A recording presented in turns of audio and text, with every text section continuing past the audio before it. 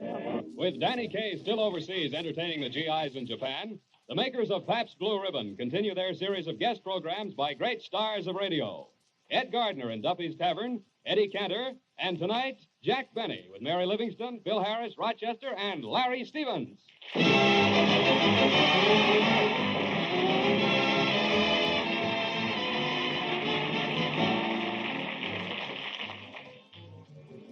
Ladies and gentlemen, earlier this evening, Jack Benny, Mary Livingstone, and Bill Harris went to their neighborhood theater to see Danny Kaye's latest picture, Wonder Man. And now it's just about time for them to come out. So let's go down to the theater and wait for them.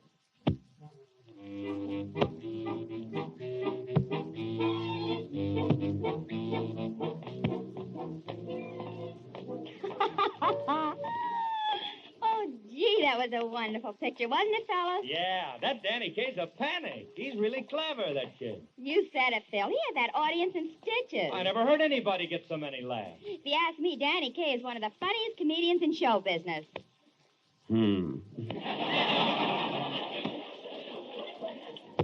Well, what's the matter with you? Nothing. I can't figure you out, Jackson. Every time you see another comedian getting laughs, it burns you up. I'm not burned up. Well, the least you could do is say you liked it. I liked it. We came to see the picture. We saw it. Now let's forget it. Oh, for heaven's sake, Jack. Every time you see somebody in the movies, you get mad. I do not. You do, too. You even got mad at Shirley Temple's husband. He was only in the newsreel. Well, he didn't have to keep kissing her all the time. Now, let's forget it. Oh, come on, Jackson. Snap out of it. Phil, there's nothing to snap out of, believe me. If Danny Kaye's picture was good, I'd be the first one to say so. As a matter of fact, just last week, Mary and I went to the movies. When we came out, I raved about it. That was your own picture. Oh. And you were mad halfway through that until you put on your glasses and found out it was you.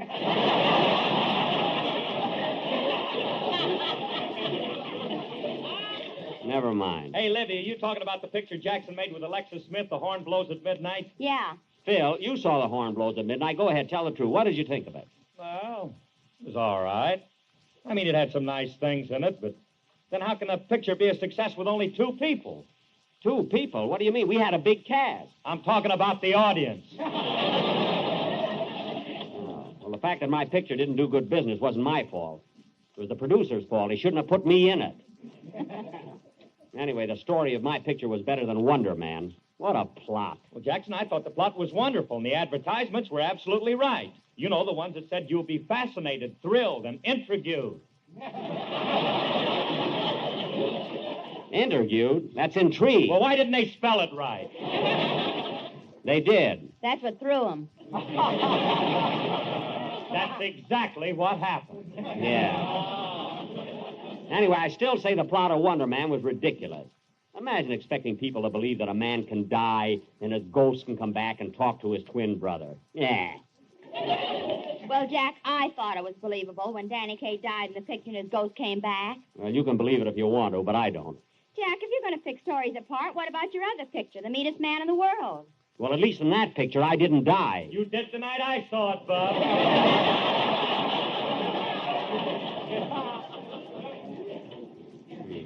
Anyway, don't change the subject. We're talking about Danny Kaye. Danny Kaye with those pretty blue eyes of his. Well, Jack, you've got blue eyes. Well, I don't brag about it. I don't go making pictures in Technicolor. Those specialty numbers of his. Oh, brother. What do you mean, oh, brother? I like the way he sings. A git got diddle and a git got san, a dit got diddle and a dit got san. Yeah, some talent. The git got diddle and the git got san, a dit got diddle and a dit got san. On my program, I've got 2 guys that do that and sell tobacco at the same time.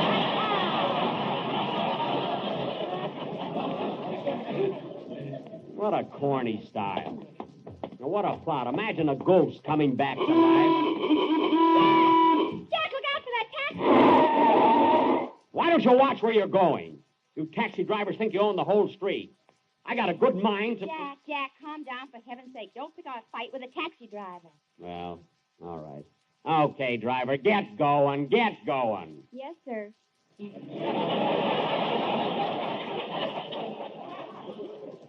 Why don't they watch where they're driving? Come on, kids. Hey, look, Jackson, you've been hot under the collar ever since we came out of the movies. How about going in this restaurant and having something to eat? Yeah, I'm hungry. Okay, let's go in. This place is crowded, isn't it? Yeah, I guess we'll have to wait a few minutes. Let's play the jukebox. Hey, Mary, here's a new record I'd like to hear. It's by the Sportsman Quartet, accompanied by Dick Joy. Okay, put in an echo.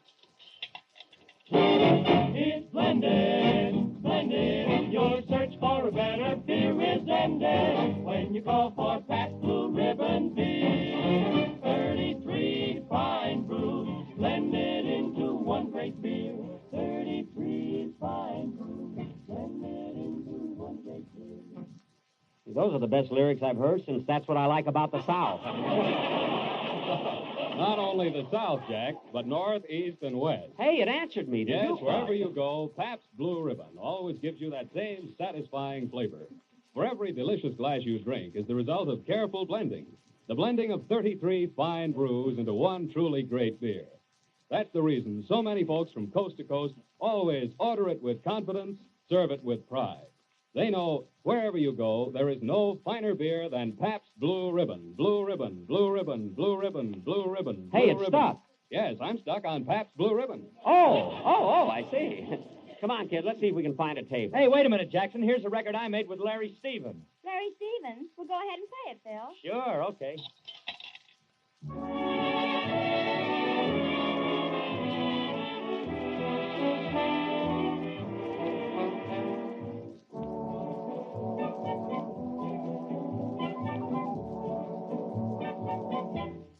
I see stars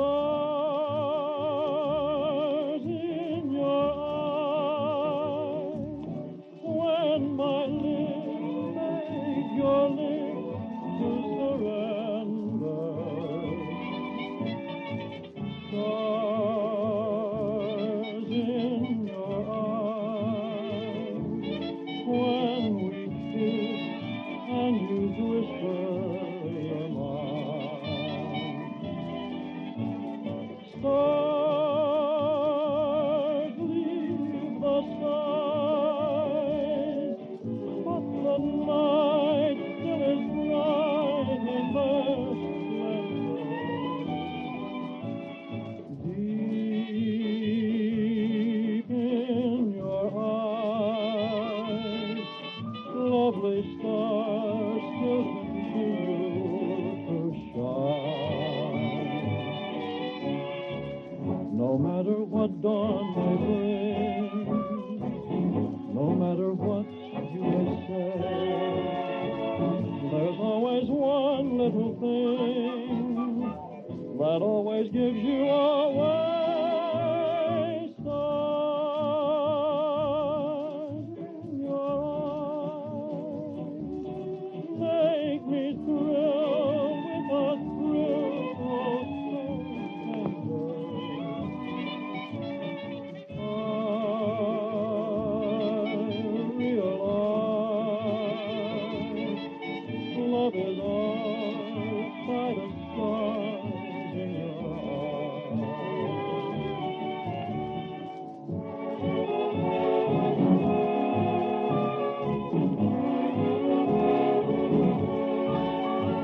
There's always one little thing that always gives you away. In your eyes, make me thrill with a thrill of surrender. I realize love is ours by the stars in your eyes.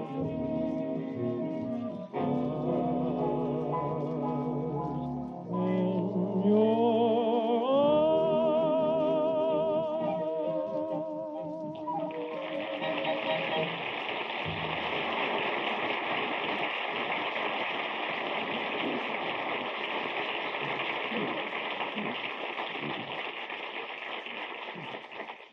What service? Sitting here for 5 minutes, haven't been waited on yet.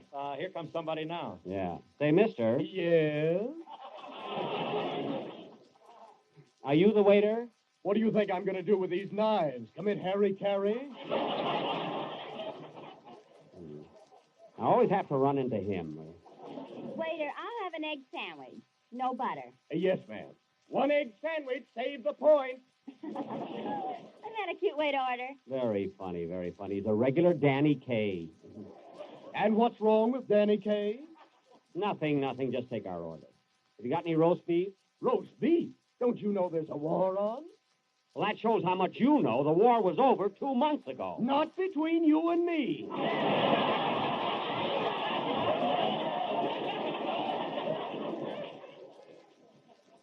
No. Well, I'll take an egg sandwich, too. And I want butter on mine. Another egg. Give it a grease job. What a character. Say, waiter, I want a hamburger with pickles, onions, lettuce, tomato, relish, and mustard. Yes, sir. One hamburger with a get got diddle and a get got sound and it got diddle and it got sound. How do you like that? Hey, look, waiter, never mind the relish on my hamburger. Okay. Hold the get got diddle. What do you want to drink, kid? Waiter, I'll have a glass of beer. What kind? P-A-B-S-T. P-A-B-S-T. Hey, that's good, isn't it? Yes, sir, that's my favorite beer. It's so brown, so good, so fully foamed. Yeah, and it's so free and easy on the draw. Mary, you're thinking about draft beer. Say, waiter, bring me 5 bottles of that Pabst Blue Ribbon beer. 5 bottles all at once? Yes, I don't like them intermissions. No. Danny Kaye's picture could have used a few. Boy, did I get tired of sitting there. Now, wait a minute, Jack. Let's not go through that again. Everybody but you thinks Danny Kaye is wonderful. Mary, it isn't that I dislike Danny. What I'm complaining about is that fantastic plot. Imagine a ghost coming back to this world. Well, you were a ghost, and you came back on horn blows at midnight. Well, at midnight, it's possible. Now, let's not bring it up again. All right, here we are. Here's your sandwich, miss. Thank you. Here's your hamburger, sir. Thanks. And here's your... Oh, it tastes good. Ouch! Can't you wait till I put it down? Oh. And here's the check. I'll take it. No, Jackson, I'll pay the check. No, Phil, let me have No, it. hand it to me. I'll pay the check. No, Phil, I'll pay it. I'll pay it. I'll pay it. For heaven's sake, I'll pay it. I gotta get home sometime. No, you didn't have anything.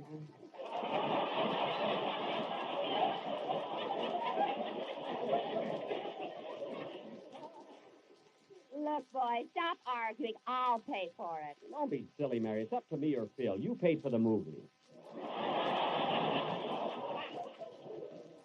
Here you are, waiter. Keep the change. Oh, boy, a dime. Now my wife can have another baby.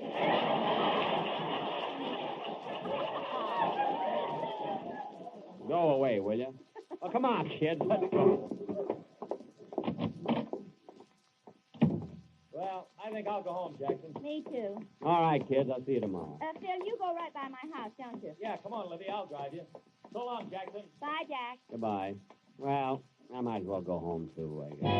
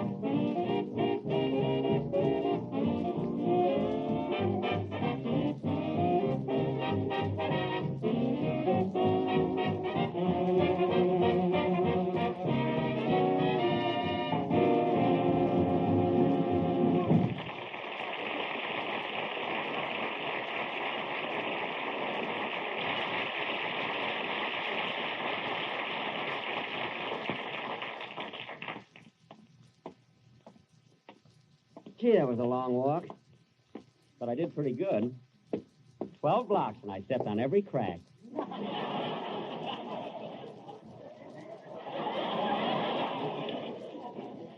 Oh, darn it, I forgot my key. Rochester, open the door. Coming, boys. I'll have to hang up now, honey. Goodbye, honey. I'll talk to you tomorrow. Goodbye. Rochester, open the door. Yes, Mr. Benny. Sorry, boss, I was busy on the phone. I heard you. Who were you talking to? The milkman. The milkman. Rochester, do you expect me to believe you were blowing kisses to the milkman? Boss, why do you think we've been getting half and half lately?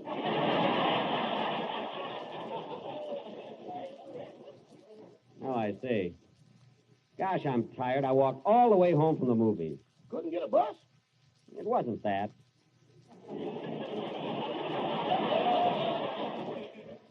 After watching Danny Kaye for 2 hours, I thought a walk would do me good. How was the picture, boss? I was never so disappointed in my life. The story was so unbelievable. Who believes in ghosts? Who believes in which? Ghosts. You don't believe in ghosts, do you? Not exactly, but when I shake hands with somebody and say, give me a little skin, I want to feel it.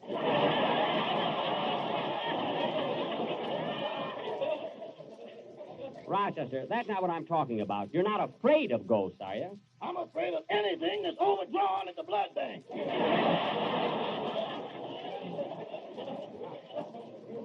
Oh, that's being childish.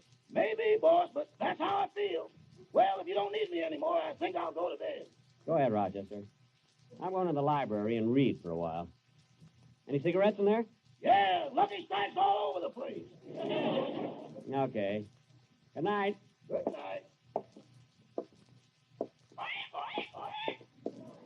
Hello, Polly.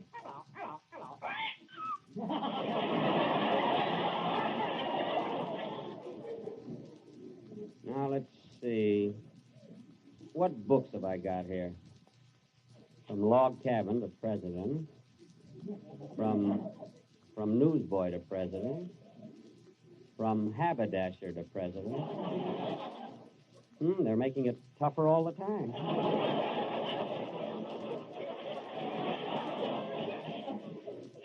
Here's one, The Life of Madame Curie. Property of Los Angeles Public Library. I'll have to put a cover on that. What's this one? Old Ghost Tales. Silly.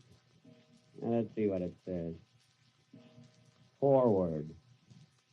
For those who do not believe in ghosts, this book is respectfully dedicated in the hope that the authenticated evidence contained within these pages will dispel all doubts on the subject. On the subject.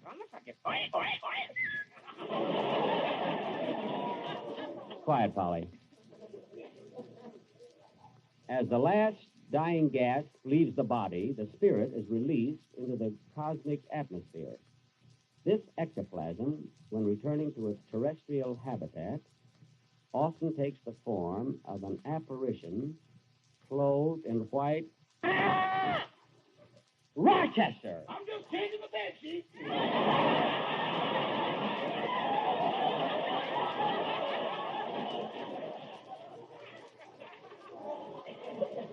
Well, you don't have to wear it.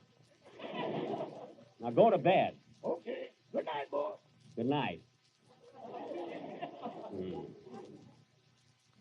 It was in 1887, on the night of January 4th, in the old McPherson mansion, when the secret of the returning squire first came to... Oh, I don't know why I'm reading this anyway. There's no such a thing as a ghost. I wouldn't be too sure of that, Benny.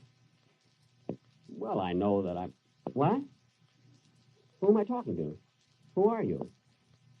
I'm you. Me? Yes, I'm your ghost. The ghost of Jack Benny.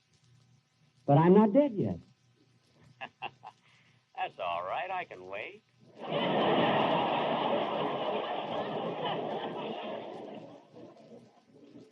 You can what?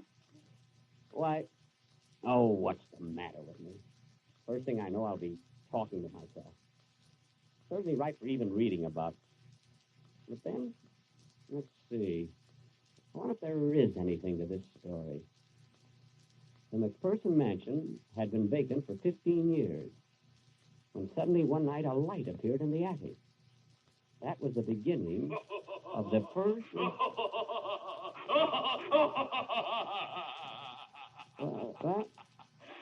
Who's that? Hello, Jackson.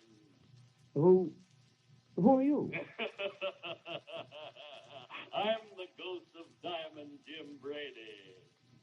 Diamond Jim Brady? Yes, Jackson. I made something out of life. I ate well and drank well. I was surrounded by beautiful women. Nightclubs and cabarets threw open their doors to me because I always picked up every check in the house. I had fun. Is that fun?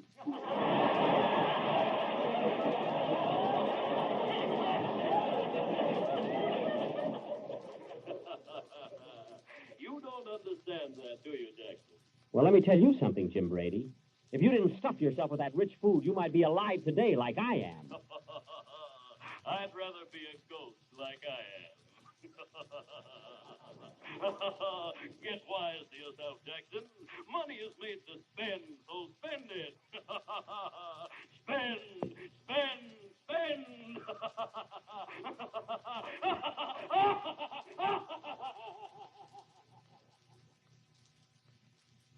Say, maybe he's right. Maybe I ought to... Oh, no, I don't want to start inflation. But then, say, what's the matter with me anyway? I don't believe in ghosts. This is all in my mind or something. I had to go and see that. I think I'll go upstairs. Wait a minute. That sounds like music in the distance. Violin music. That's all right, Mr. Benny. That's what she is. Beautiful violin music. What? Who are you? I am the ghost of Antonio Stradivarius. Stradivarius. The greatest violin maker that ever lived. Yes, Mr. Benny. All of my life I work, I live, I die just to make the violin a beautiful instrument. For 85 years I put my heart and soul in it. And in 5 minutes you break.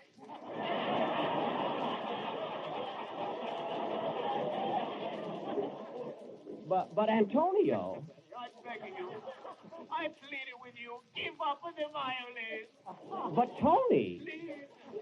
In the name of a Paganini, in the name of every musician, I beg you not to play the violin. I am so tired of it turning over in my grave. Please, please, please. Please don't play no more. Look out, Mr. Stradivarius. You can't get through that door. It's locked. He went through it anyway. Gee, I know I'm not a Fritz Kreisler or a Heifetz, but I'm not a Spike Jones either. This serves me right for going to see Danny Kaye's picture. Got me all up in step. I'm going to forget bed and forget... What's that? It's my nerves or my imagination.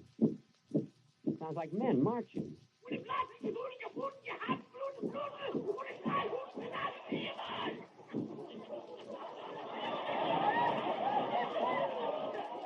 Wait a minute. Who are you? I am Adolf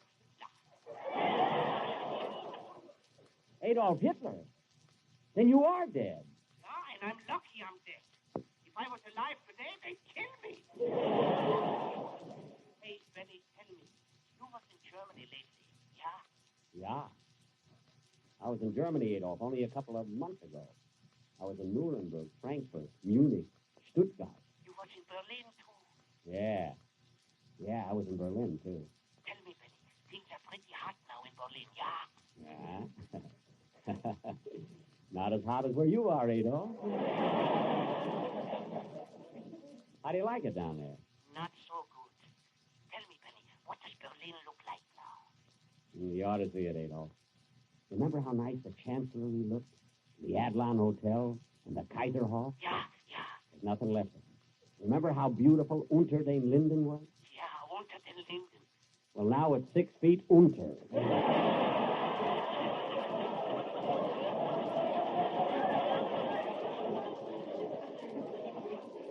Adolf and Wilhelmstrasse and the Scala Opera House and all the other beautiful buildings and streets. There's nothing left of them now. It's just, Adolf, it's rubble. All rubble. But there's one thing we owe you, Hitler. You tell us that greed and tolerance and lust for power go hand in hand. They all lead to destruction. I think I go now.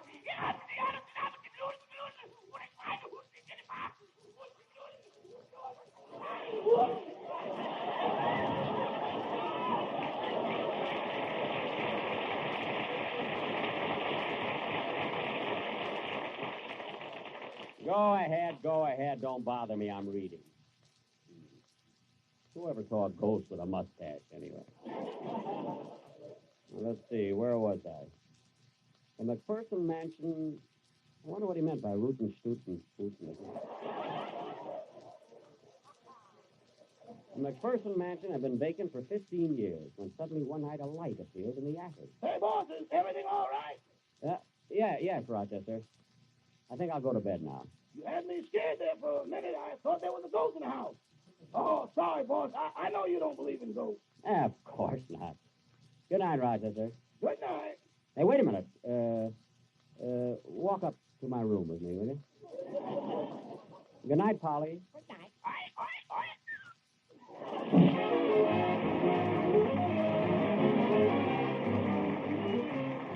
In just a minute, Jack Benny will be back. Meanwhile, Phil Harris and the Sportsman will give us that new hit song of the year. It's splendid, splendid. Your search for a better beer is ended when you call for Pabst Blue Ribbon beer. 33 fine brews blended into one great beer. 33 fine brews blended into one great beer. Yes, Pabst Blue Ribbon is the blended beer, full flavor blended from never less than 33 fine brews. This full flavor blending is the only way in the world to obtain that distinctive tang and sparkle, that day-in, day-out uniformity that folks everywhere find in Pabst Blue Ribbon. So order it with confidence, serve it with pride. No matter where you go, there is no finer beer than Pabst Blue Ribbon. And now, here's Jack Benny. Ladies and gentlemen, on behalf of my entire cast and myself, I just want to say it's been a lot of fun pinch hitting for Danny Kaye tonight. Hope Danny was listening over in Tokyo. We'll be seeing you on our own Lucky Strike program next Sunday over another network. Good night, everybody. You've been listening to Jack Benny and all the gang, pinch hitting for Danny Kaye, presented by Pabst Blue Ribbon. Next week, with Danny Kaye still overseas entertaining the GIs, Pabst will bring you Ed Gardner at Duffy's Tavern, and the following week you'll hear Eddie Cantor. In the meantime, Danny Kaye says, keep listening. I'll be back in 2 weeks. This program was brought to you by the Pabst Brewing Company of Milwaukee, Wisconsin, and Peoria, Illinois. This is Dick Joy speaking.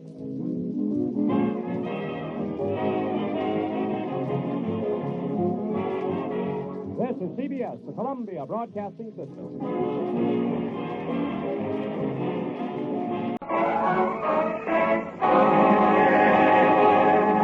Pabst Blue Ribbon Beer presents Blue Ribbon Town, starring Groucho Marx, with his special guest, Charles Laughton.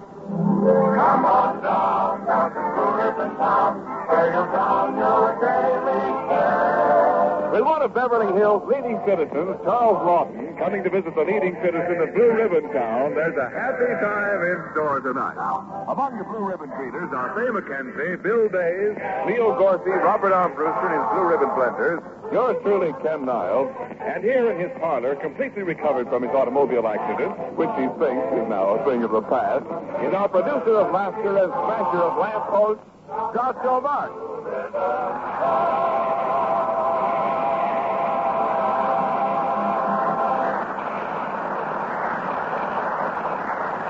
Hi, Groucho. How you feeling? Fine, Armbruster, fine. What a wonderful day. I just went into a gas station and told the attendant to give me 16 gallons of gas. 16 gallons? Did you have enough coupons for 16 gallons? Oh, I didn't have to worry about coupons. You didn't? No, he didn't have any gas. I didn't have any car, either. It's still in the garage being fixed after my automobile accident. You know, Groucho, to look at you, it's hard to believe that you were ever banged up by a lamppost. Maybe so, but yesterday I couldn't get out of bed all day. You mean you were so weak? No, the string of my pajamas was caught in the bedpost. Hello, Bobby. Hi, Groucho. Gee, it's nice to see you back in form again. Thank you, Faye, and it's nice to see your form back again. Come in if that's what you had in mind. Are you Groucho Marx? Yes, I'm Groucho Marx. Oh, fine. Take this. Goodbye. I thought I'd never get rid of that guy. What's in the envelope he gave you, Groucho? Aren't you going to open it? I might as well. I need the exercise. Oh, it's a Christmas card. Christmas card at this date? Certainly. It says greetings, and it's from Beverly Hills. Sweet kid, Beverly. Groucho, that's not a Christmas card. It's a summons. A summons. A fine kettle of fish. The city of Beverly Hills is suing me for running into that lamppost, and they demand I pay $498.24. What's the 24 cents for? I don't know, probably amusement tax. Well, Groucho, there's only one sensible way to look at this. The damage has been done, and you've got to pay the piper. Pay the piper, I should say not. I'll pay Beverly Hills and let the piper collect from them. By the way, has anybody seen the morning piper? I get scotched every once in a while. Well, Groucho, I'm glad you admit you're wrong. Yes, Faye, I made a mistake, and I must pay the consequences. Now I've got to pay three people. Beverly Hills, the piper, and the consequences. Has anybody seen the evening piper? Oh, well, I've got to pay, so I ruined the lamppost, and I should pay for it. There's only one little thing I want to do first. What's that? See if I can find somebody who can get me out of it. Now, who do I know who has influence in Beverly Hills? Well, Groucho, don't you have a lot of friends and pictures? Yes, but it would take an awful long time to get them out of the frames. Say, I know a prominent citizen of Beverly Hills who can help me. Charlie Laughton. He's very influential in civic affairs there. He is? Well, why don't you call him, Groucho? Silly to call him Groucho. His name is Charlie.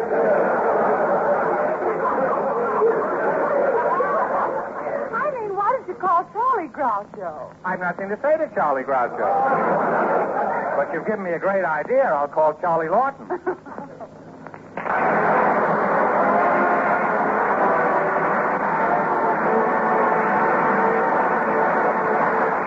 Well, Niles, while I put through the call to Laughton, you can discuss your favorite subject. My favorite subject? Whatever are you talking about, Mr. Oh, Marx? come. Stop the stalling, Niles. We're waiting. It's time for a little paps-to-paps talk. Sorry, Groucho. On that subject, I've prepared nary a word tonight. Nary a word. Sorry, sir. The man's mad. Oh, well, I guess it's up to me to say a few words about Pabst. Ah, Pabst. Neighbors, do you realize the tremendous popularity of Pabst Blue Ribbon beer? Why, if all the empty Pabst beer bottles were stretched end to end across the country, there'd be an awful lot of flat tires on the Lincoln Highway. Are there any questions? Will all the married women in the audience raise their hands? Oh, well, I've got to call Laughton. Go ahead, Groucho, while we relax and listen as our Blue Ribbon Blenders sing a tune dedicated to your experiences with the city of Beverly Hills. I'm riding for a fall.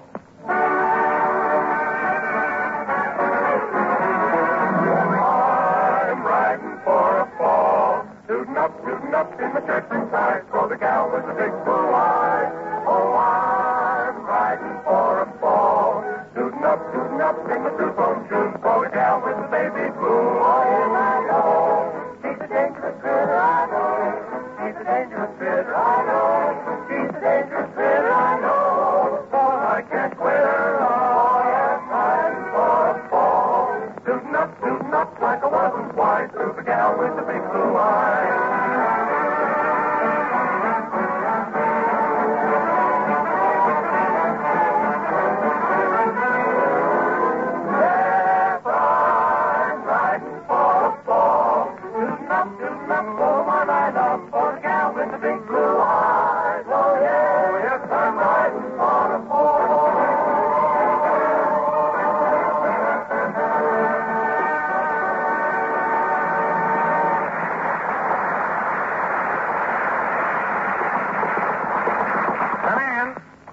Well, this is Service Deluxe. I've hardly put down the receiver, and here's my friend, Charles Laughton.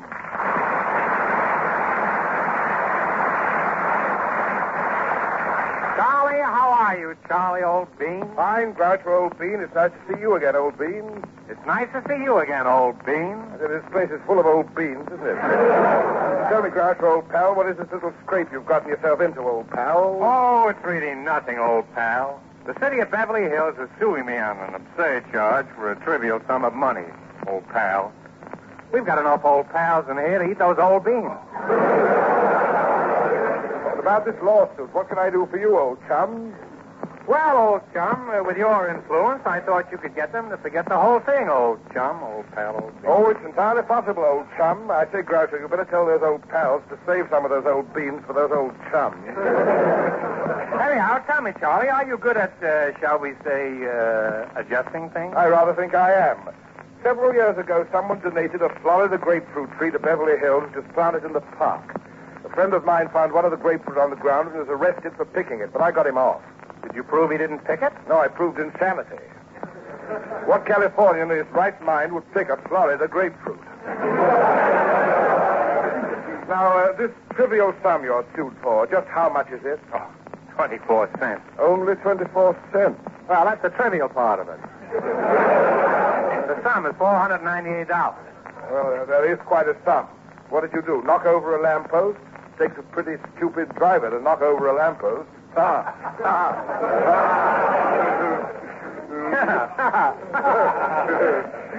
Meet the stupidest driver in Beverly Hills. How do you do? How do you... Charlie, it really wasn't my fault. I was driving along the boulevard, and suddenly this lamppost ran over in front of me and struck me. Are you sure you didn't strike the lamppost? Well, that depends on whose side you're on. Hello, Mr. Mark. Hello, Bill. Bill, I'd like you to meet one of our most distinguished screen actors, one of the most popular members of the English colony in Hollywood. How do you do? How do you do? Gosh, just think, I'm standing here shaking hands with Ronald Coleman. Bill, this is Charlie Laughton. Oh, that's a natural mistake. Why, the other day I was taken for Tyrone Power. That's nothing. The other day I was taken for $30 in a crap game. That was a natural mistake, too. Now, let me see. Where were we? I was in a crap game. I don't know where you are. Dreaming I was Tyrone Power. Oh, yeah, more power to you, Charlie. We were discussing Mr. Marx's little accident. Mr. Marx's little accident? Why, he drove smack into a lamppost. Bill, I was... Oh, he did he? Boy, did he wreck it. Bill, Mr. Lawton isn't interested And what I can't understand is that if Mr. Marx was driving on the wrong side of the street like he usually does, how did he happen to hit a lamppost on the right side of the street? The wrong side of the street, huh? Bill, would you mind answering the telephone? There must be something wrong with my ears. I don't hear anything ringing. You step outside for a minute, I'll fix that. Groucho, I'm disappointed in you. You've deliberately misrepresented this case to me. Oh, I did not. I may have lied a little. A little? You've not only camouflaged the details, but you've withheld the pertinent facts about this accident, which is obviously entirely your fault, and if you want my opinion, Groucho Marx, you're a bad boy.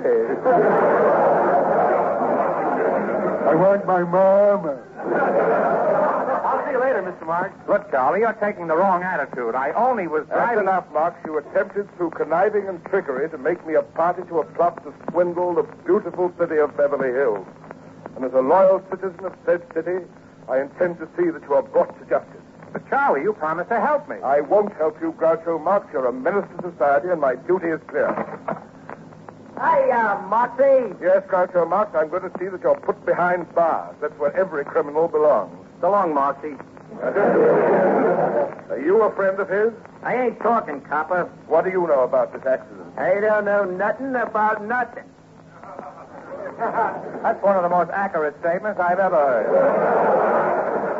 Besides, Flatfoot, you can't take me in without a writ of habeas corpus. And utter nonsense, young man. If you don't stop this childish blabber, you'll be regarded as a moron. So what? Since when is that a crime in this state?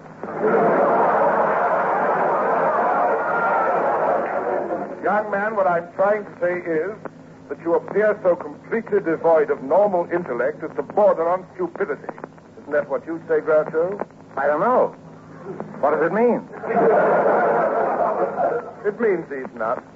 Now, come on, Mark. Get your things together. I'm taking you to Beverly Hills. Wait a minute, Marcy. Don't let him take you without a lawyer.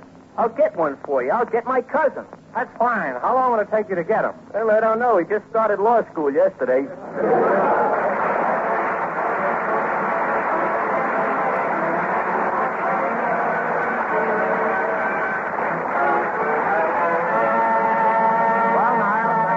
Considered your decision not to say a word about Pat's Blue Ribbon beer? No, Groucho, my decision stands. I shall say nary a word. Niles, you're a disgrace to Pat's and his 33 little brews. I shall have to ask you to turn in your Blue Ribbon. Oh, no, Mr. Marks, not that. Ask me anything but that. Go, Niles, go. Turn in your bottle opener and go. Very well, I go, but before I go, I'd just like to make one statement. Very well, Niles. Make your statement. Bill Days will now sing Jerome Kern's lovely song, The Way You Look Tonight.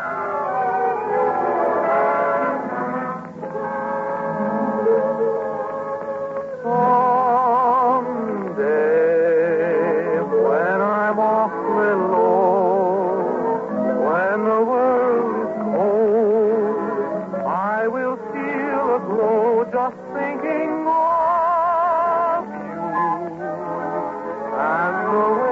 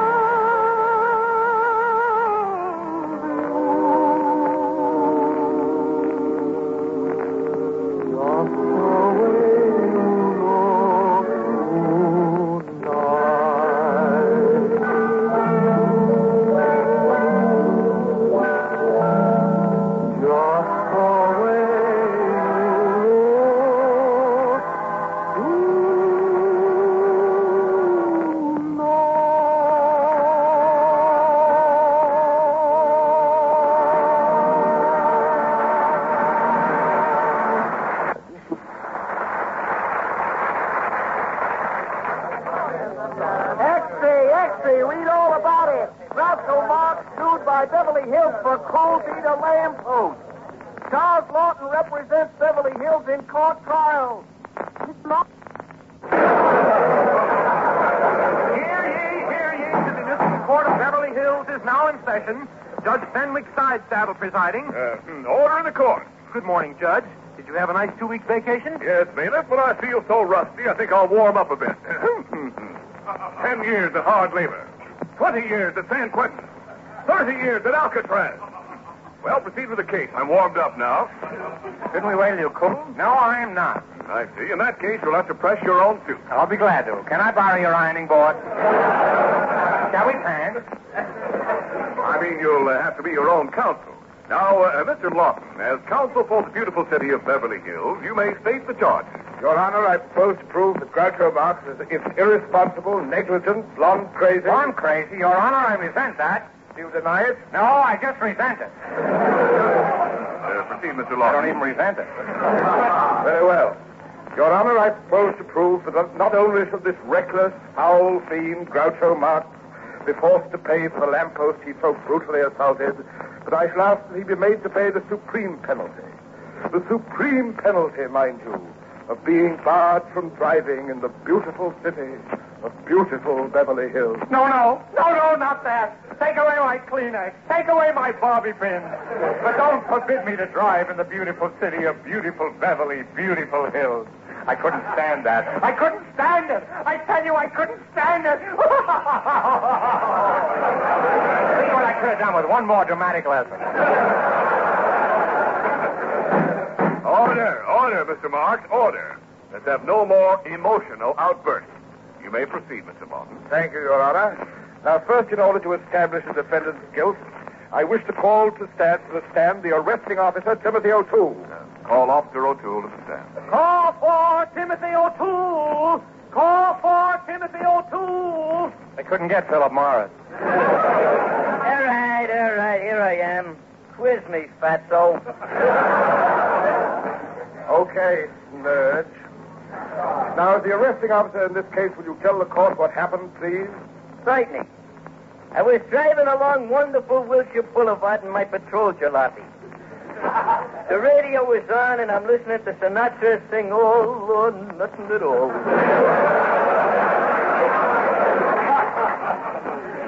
Then I hears a crash, so I keeps going. Why didn't you stop when you heard the crash? I figured it was just a couple of dames in the audience swooning at Frankie again. Then in my rear view mirror, I see an awful wreck. Backing up, I find that this here Groucho Marx, armed with a smoking Cadillac, has committed murder on one of the sweetest, truest lampposts of beautiful boulevard ever raised. Then, in your opinion, there is no doubt of Mr. Marx's guilt in this case. In my nimble opinion... Then, in your opinion, there is no doubt of Mr. Marx's guilt in this case. In my nimble opinion, I would say that on the part of Groucho Marx, this accident is a case of absolute recklessness and gross negligee.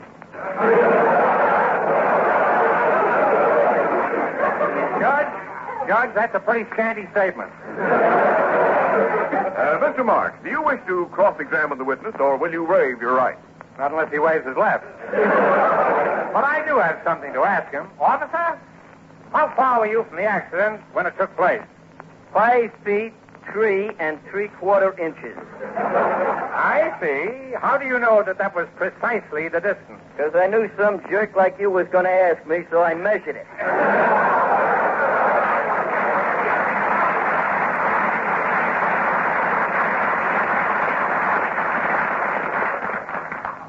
Your witness, Jake.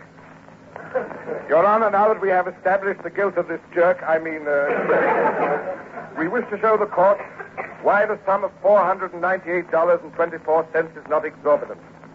Due to the metal shortage, we will be unable to replace the lamppost for 3 months, during which time we are forced to hire a man to stand on the corner holding a lamp on his head. Your Honor, I object. State your objection. If I have to pay all that money, I demand that a woman be hired to hold the light. As a matter of fact, I think I can get a woman to do the job for nothing. You can? Certainly. There are at least 10 women who've been carrying the torch for me for years. Your Honor, I should like to call my next witness. Caswell Frisket, take the stand. Yeah. What do you want? Frisket, what is your occupation? I've been hired to take the place of a lamppost. I stand in the corner with a lighted bulb on my head. Every night? Yep. From 6 o'clock in the evening until 4 o'clock in the morning, I'm all lit up. Hey, can I go now? Yes, that will be all, Mr. Frisket. But the next time you're in the courtroom, please remove your hat. What, and expose my bulb? So long. Proceed, Mr. Laughton. Okay. Very well, Your Honor. I wish to sum up my case. This monster Groucho Marx cowering before you deserves no mercy whatsoever.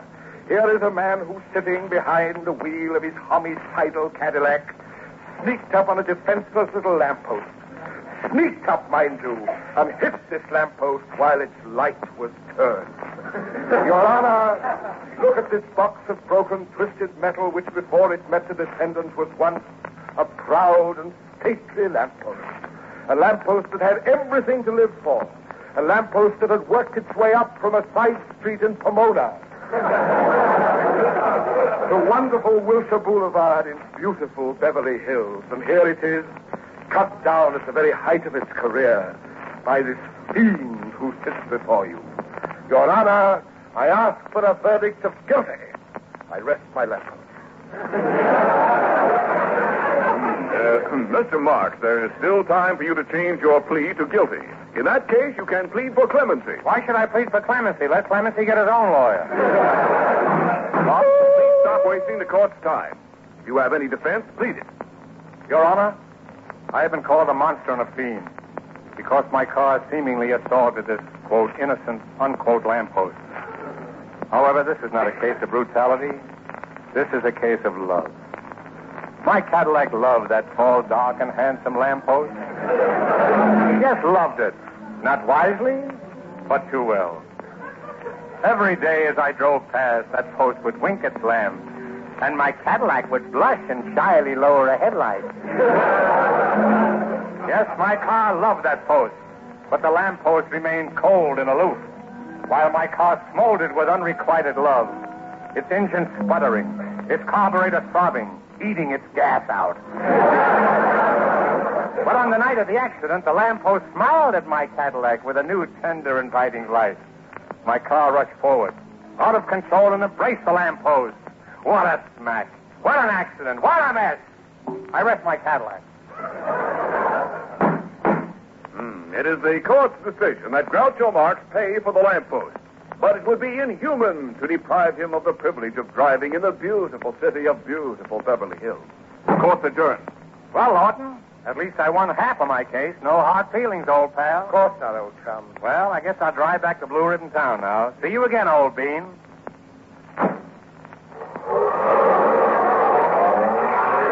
It certainly feels good to be driving along here in Beverly Hills with a clear conscience.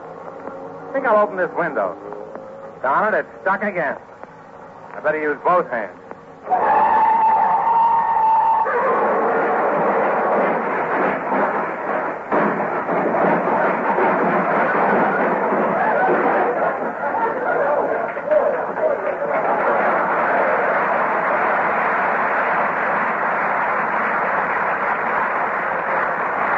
Hey, look at that, will you? Look at that smash up. Yeah, and look who it is. It's Groucho Marx. What? Groucho Marx again? We lose more lampposts that way.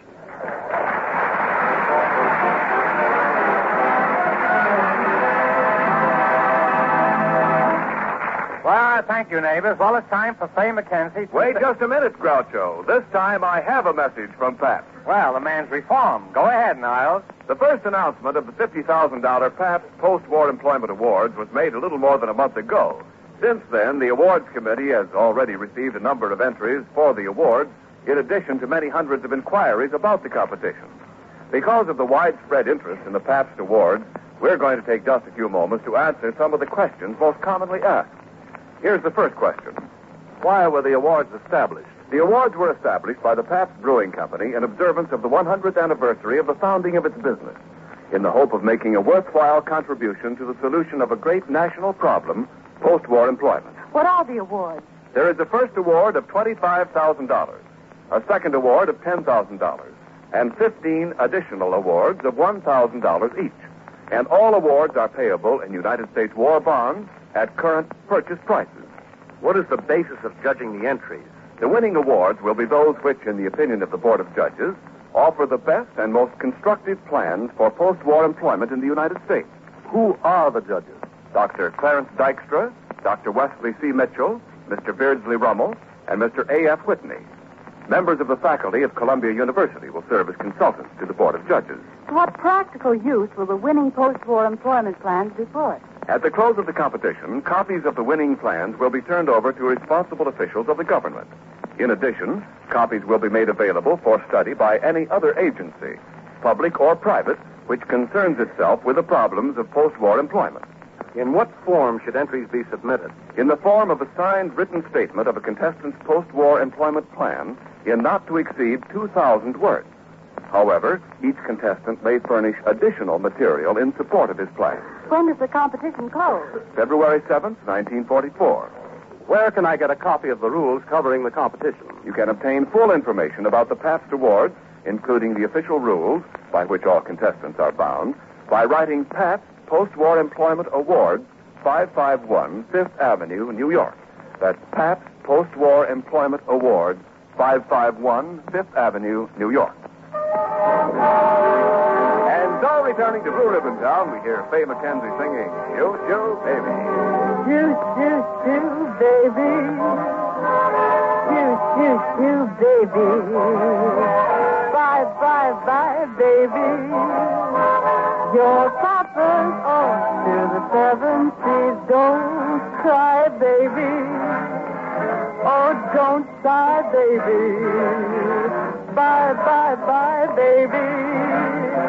When I come back, we'll live a life of ease. Seems kind of tough now to say goodbye this way. Say goodbye this way. But Papa's gotta be rough now so that he can be sweet to you another day. Bye, bye, bye, baby. Oh, don't cry, baby. Baby. Papa's off to the 7 seas, the 7 seas, the 7 seas. 1, 2, 3.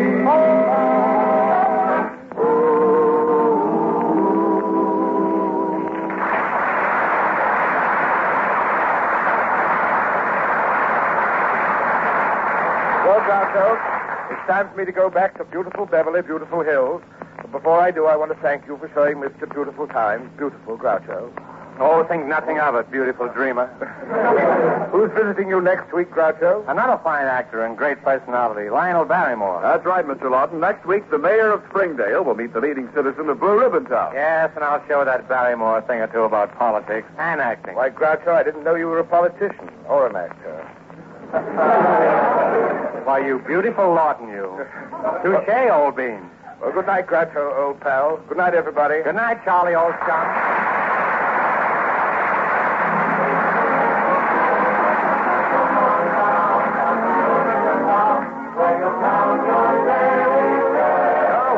Will soon be seen in Metro Goldwyn Mayer's The Canterville Ghost. This program was directed by Dick Mack and was brought to you by the Pabst Brewing Company of Peoria, Illinois, and Milwaukee, Wisconsin.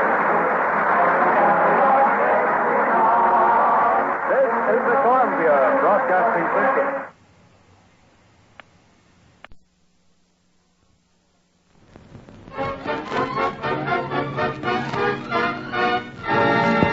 Blue Ribbon Beer presents Blue Ribbon Town, starring Groucho Marx, with his special guest, the peppy Bob Hope Pepsodent gal, Vera Vane. Come on down, down to Blue Ribbon Town, where you'll drown your daily care. Double men in their harmony play. With chap happy Vera Vane coming to visit us, we're all looking forward to a good time in Blue Ribbon Town tonight.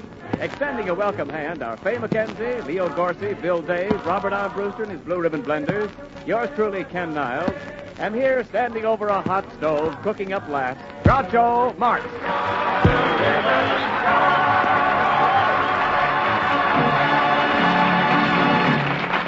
Well, Groucho, I see the cook situation isn't clearing up at your house. No, Niles, it's getting even worse. It's impossible to hire a good cook nowadays. Why, the one that stormed out this morning used to drive a bus.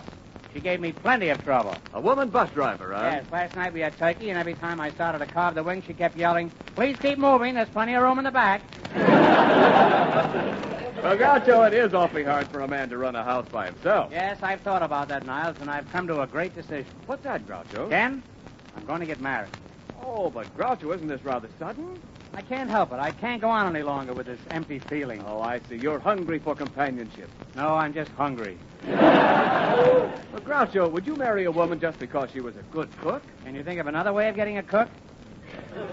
Marriage. When I think of what marriage is going to mean to me, I come home after a hard day's work at the pool room and look into my wife's clear chicken consomme.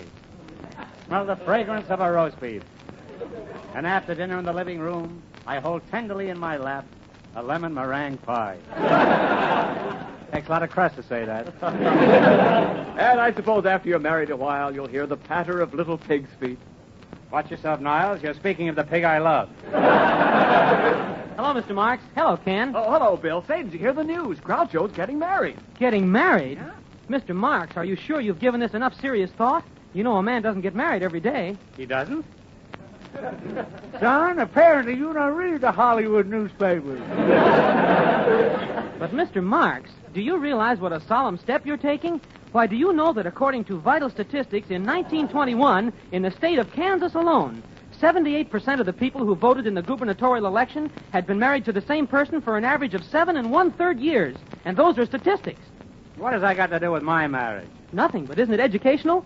I love statistics. I'm crazy about figures. Oh, you men are all alike. Hello, fellas. Hello, Faye. Say, did you hear about Mr. Marks? He's getting married. Groucho getting married? Oh, I think it's wonderful. I always approve of a man getting married. That's something I endorse. You do? Well, just sign on the back of my neck. Or neck on the back of my son.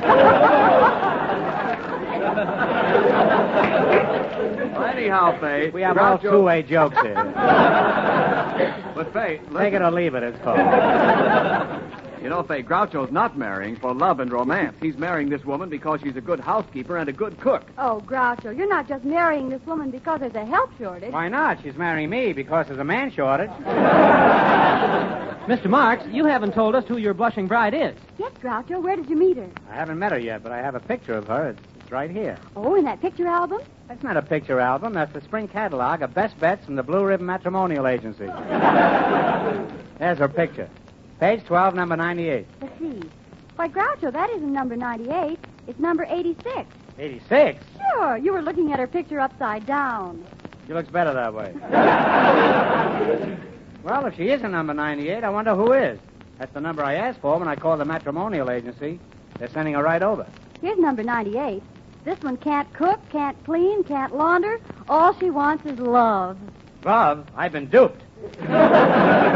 What's the name of this romantic creature? Vera Vague. Vera Vague? There's no time to lose. Lock all the windows. Shut the doors. Bar the entrances.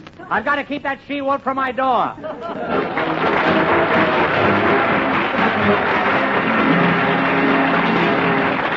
While Groucho is working out a plan to keep Vera Vague from establishing a beachhead at 33 Blue Ribbon Lane, Bobby Armbruster and his Blue Ribbon Blenders present Major Meredith Wilson's Salute to the Wax, Yankee Doodle Girl.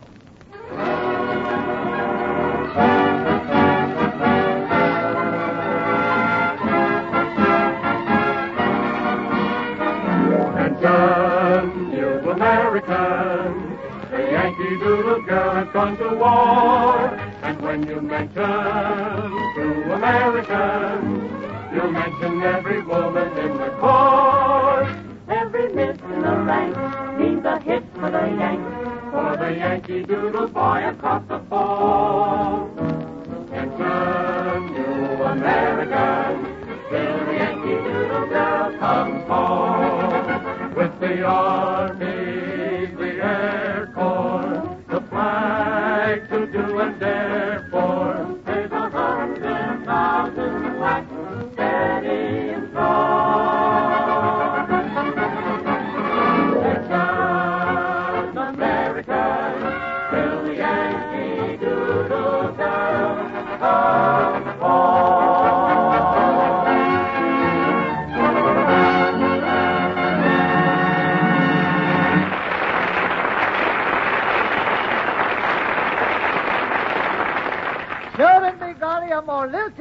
I haven't heard this side of Aaron. Faith, and I can do with a bit of Aaron myself.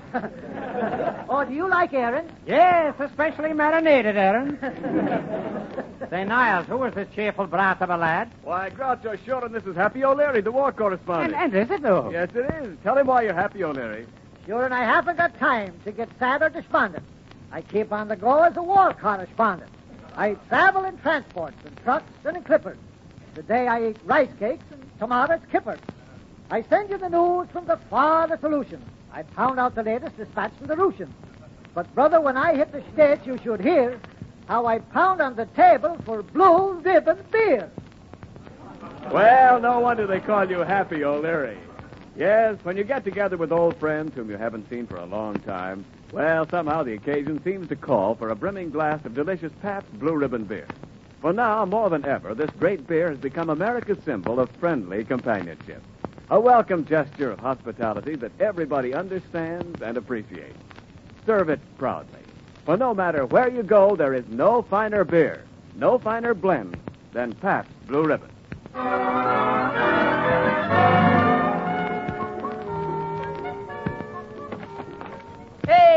Hey, Moxie, are you home? Well, if it isn't Blue Ribbon Town's overage problem child, Leo Gorsey. Come in, Leo. Hey, I just heard the good news about you getting hitched. Getting hitched? That's a fine way to talk about the sacred institution of matrimony. Oh, excuse me. I meant I heard the news of your entering the blissful state of holy deadlock. Well, maybe hitch was the better way to put it. How did you find out about my so-called marriage? Hey, it's all over town. The headlines in every paper says Groucho Marx to marry. I even saw a theater sign announcing it. The theater marquee announcing my marriage? What did it say? Didn't say nothing. I had to read it. Oh, come, Corsey. What did it say about my marriage? Well, it said, double feature next week. A lady takes a chance with the wolf man. Anyway, Marcy, I want you to know I think you're doing the right thing. I love it. It's wonderful to be in love, especially when you're in love with someone you like. Leo, that's a very astute remark, and I might add, it comes from a very astupid person. Have you any other pearls of wisdom you'd like to dispose of? Marcy, you're taking a very bitter altitude. If you're in love, don't hide it. Decay. Love is a beautiful thing, Moxie. When you're in love, the birds is always singing. The bees is always buzzing, and the little butterflies is always making butter. Yeah, you can save coupons that way. Gorsey, you don't understand. I thought I was marrying a good housekeeper, but instead I'm stuck with a woman who isn't interested in anything but romance. Yeah? Gee, that's compressing. We gotta do something drastic to get rid of that dame. Exactly. Hey, I got it. She wants romance. Be insulting to the dame. Coin her up. Be the kind of a guy that's no good at lovemaking. Make her think you're just no good as a husband. Make her think you're just a useless jerk. No, I'd rather just be myself. That's what I mean.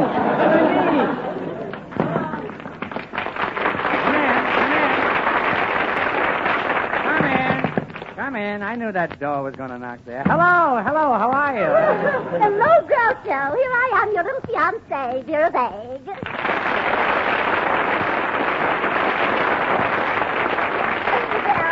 Groucho Marx, don't stand there with that blank expression. We've met before. I'm number 98, Vera Vague. Don't you remember me? Vera Vague. I should remember you. I never forget a face.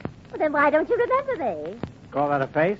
What idea. Of course I call it a face. It's been a face for years. I've had it ever since I was a little girl. Well, it's about time you outgrew it. Bless your heart. You're so cute. But I don't care. Let's get married. Vera, I can't marry you. Oh, dear, those horrible familiar words. But, Vera, a man in my position should have a very elegant wife. I couldn't afford to marry a woman unless she was very ritzy, very snooty. That's just why you should marry me. Down in Hollywood, they consider me the snootiest person in the neighborhood. They do? Oh, so I've got the biggest snoot on the block. What are we waiting for? Let's get married. Not so hasty, my pretty one. And when I call you my pretty one, that's just a figure of speech. I'd rather have a figure of speech than your figure. Anyhow, how do you know I'm the type of man you want for a husband? You're alive, aren't you?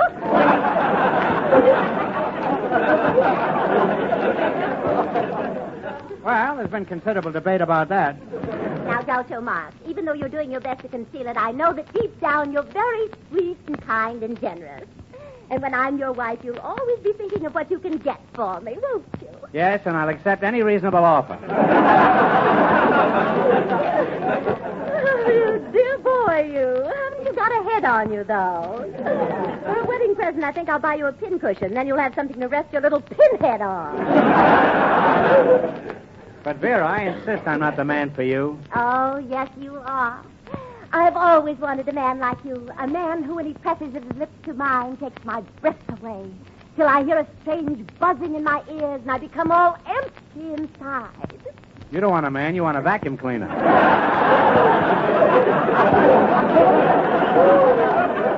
Oh, Groucho, don't be so facetious. Come here to the window with me. Here, you see those two darling little birdies billing and cooing there on that little branch? Doesn't that give you any idea? Yes, but I don't think that little branch could hold the two of us. Oh, Groucho, just think. Soon the grass will turn green again.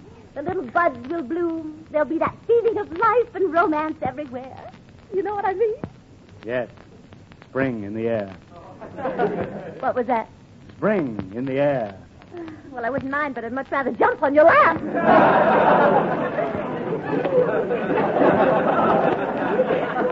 I've got a better idea, Vera.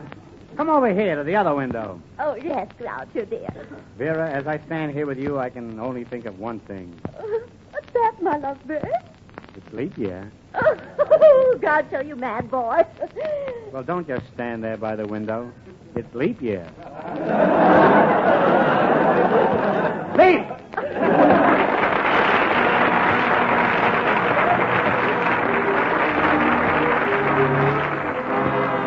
The music starts and Faye McKenzie sings The Music Stops. Music stopped, but I felt the glow of you in my arms.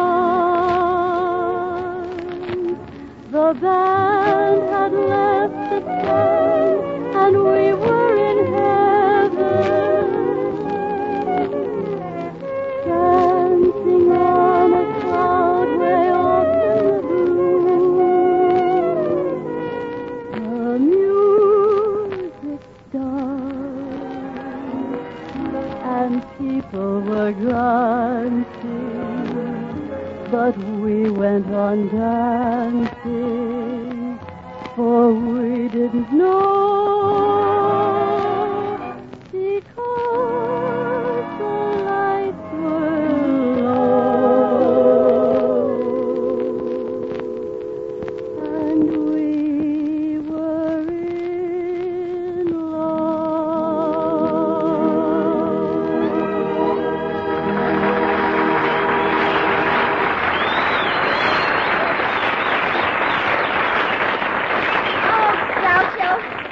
Groucho, I still don't see why you don't want to marry me. Please, Vera, I'd rather not discuss it. But I'm clever and sweet, and I'm just as pretty as any movie star. Just name one who's prettier than I am. All right. Betty Grable, Lana Turner, Dorothy Lamour, Wait a minute. Ann Sheridan. That's not fair. Veronica That's Lake. not fair. You're only naming women. Well, I don't care. The boys in service seem to find me attractive. I was recently elected Miss England by our boys in Great Britain. Really? They voted you Miss England? Yes, practically. They wrote me that if I make a trip overseas to entertain soldiers, they'd like to have me Miss England.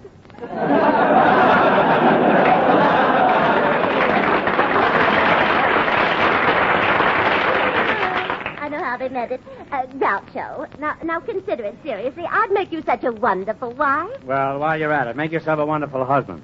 You can't get out of this, Groucho Marx. You proposed to me in a letter, and I accepted. I'm holding you to the marriage. Vera, there's another reason why I can't let you marry me. I was ashamed to confess it, but now I see I must. There's no other way. What are you talking about? What is it you're ashamed to confess? There's a curse on the men of the Marx family. The Marxist curse.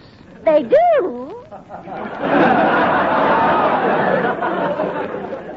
Don't you understand, Vera? There's a curse on all male Marxists. Everyone who marries becomes a tyrant, a beast, who detests his wife and children, a weakling who quickly turns to gambling and even crime. Yes, Vera. All wives of the Marxes lead horrible lives. Boris, are you listening? Oh, you can't fool me. This is just a trick of yours to get out of marrying me. No, Vera. It's true. Too true. I can just see myself a few years after our marriage. The Marxist curse has already taken its effect on me, and I am...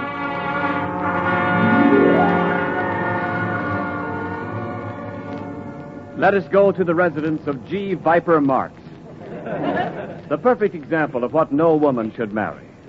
We find him now seated in his parlor, a dangerous sneer on his mean, sly, crafty face. His adoring wife, Vera, enters. Hello, darling. Dad, why do you always have to walk in on me that way? Why? Do you hear me? Why? Well, but, dear, what other way can I walk in? Backwards. It's less gruesome. Excuse me for bothering you, dear, but have you seen the children? Children? What children? Well, our children, the two little ones that scamper about our house. Oh, is that what those are? Why didn't you tell me? I set traps for them.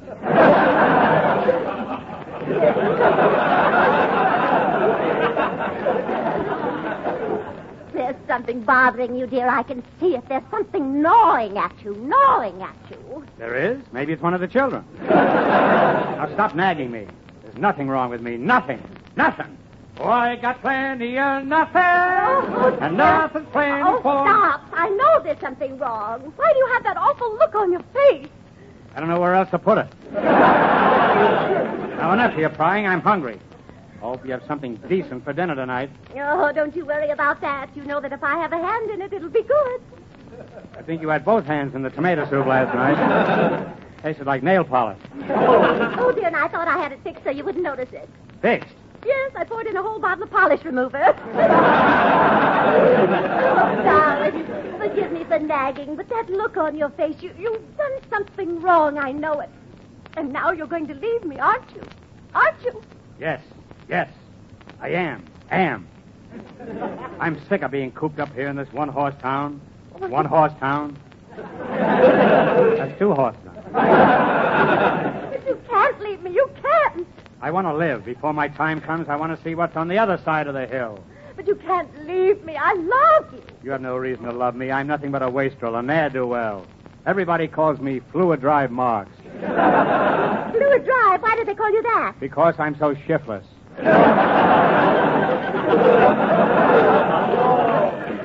You may be shiftless, but I still love your clutch.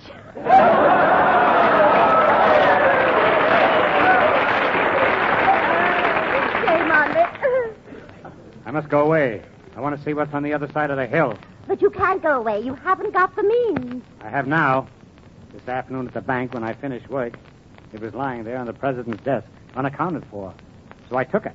Do you hear? I took it! At last I can live. At last I can see what's on the other side of the hill. Oh, children, our poor children. Their father a thief, a criminal. How will you have the nerve to look at them at dinner? I don't know. They are rather repulsive. Maybe you did this horrible thing because of me. Maybe it's my fault. Oh, but if there was a doubt in your mind that you were marrying the wrong woman, why did you? Because there was no doubt. I was positive I was marrying the wrong woman. Well, let's have dinner, and then I'll set fire to the house.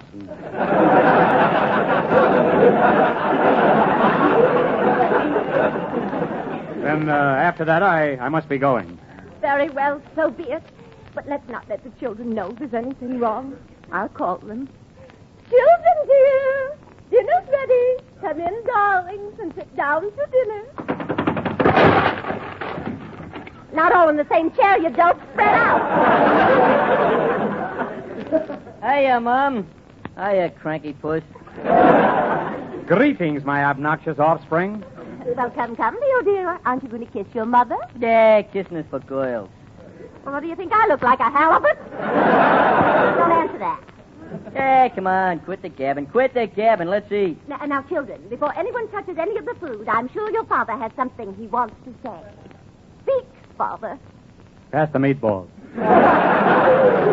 Groucho, dear, don't you remember what day this is? No, pass the meatballs. Dear, you must remember. This is my birthday. Then happy birthday and pass the meatballs.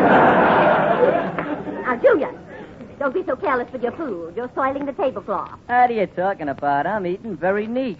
You call that neat, hanging your lower lip under the plate and banking the peas in off the meatballs?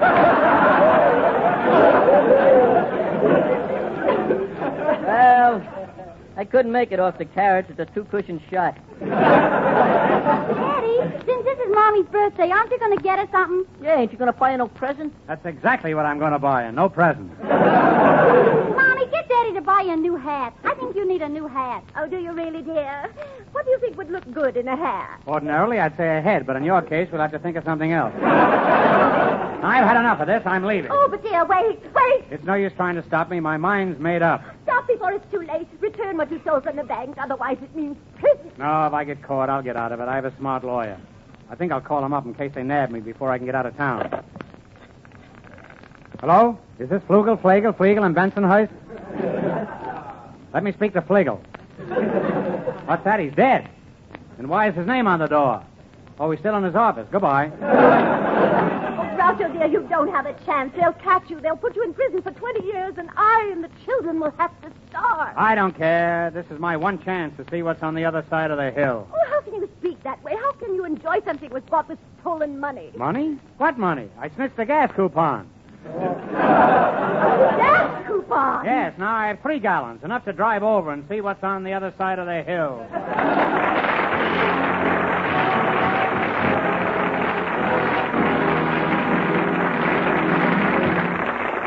So you can see, Vera, what a horrible husband I would be. I should say so. I wouldn't mind if you'd just stolen a few $1 million from the bank, but to steal a gas coupon in times like these, it's positively criminal. Well, I warned you marriage would make a cat of me. Yes, I guess that's the end of our little romance.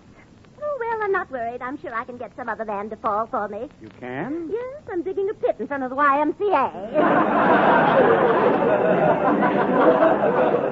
Well, Vera, let's stop this wedding march palaver and listen to Bill Day sing a real song of romance. How about it, Niles? Well, before Bill Day sings, I'd like to remind all our neighbors that the $50,000 Pabst Post-War Employment Awards competition, which started last December 1st, closes on February 7th, just 9 days away. The awards, as many of you know, have been established by Pabst in observance of the 100th anniversary of the founding of its business, and they are offered for the best and most practical plans for solving the broad problems of post-war employment in America. So, if you're planning to submit an entry for the awards, be sure it's postmarked not later than midnight, February 7th. And if you aren't already familiar with the details of the awards, you can write or wire the Pabst Post-War Employment Awards Committee, 551 Fifth Avenue, New York City, 17. All the necessary information, together with a copy of the rules by which all contestants are bound, will be sent to you immediately by airmail. I'll give you that address again. It's Pabst Post-War Employment Awards Committee, 551 Fifth Avenue, New York City, 17. And now back to Blue Ribbon Town and Bill Day singing So Good Night. So good night, nothing more left to say when day is through. My dreams will all be of you. So good night. As I write, I can try to imagine you are here, but only dreams bring you near. So good night. After I close my eyes, memories pass me in review, each one recalling just how you said, darling, I'm yours forever. So good night. With a heart full of love, I'll dim the light and dream you're holding me tight. Oh, good night. Here comes the sun will shine, shining above me. Now that I know you're mine. Oh, my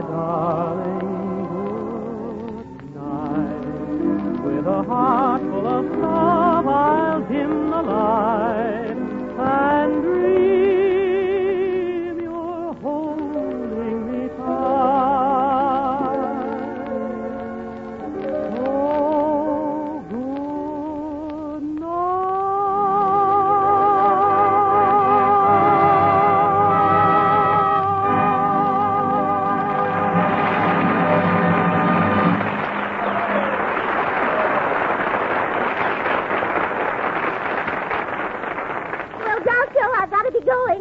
I didn't get you this time, but I'm going to try again next week. I won't be here next week. Oh, playing hard to get, huh? Well, Bill Days will be here, and he's kind of cute, you know. Bill Days won't be here either. In fact, none of us will. We're all going to the Middle West on a war bond tour and to entertain the servicemen. Yes, and while on tour, we're going to broadcast from Milwaukee and Peoria to help celebrate Pabst's 100th anniversary. And you know, Vera, we're going to take Blue Ribbon Town to the Great Lakes Naval Training Station. Great Lakes Naval Training Station. Oh, those wonderful Navy men. We're also going to do a show for the boys at Fort Sheridan. Fort Sheridan. Oh, those wonderful Army men. Well, before you get to the 4Fs, I'm saying good night. I'll be waiting right here for you. You'll have a long wait, Vera. Oh, I don't know. It's only 4 years till it's leap year again. Good night, all. Good night, Vera. Good night, all.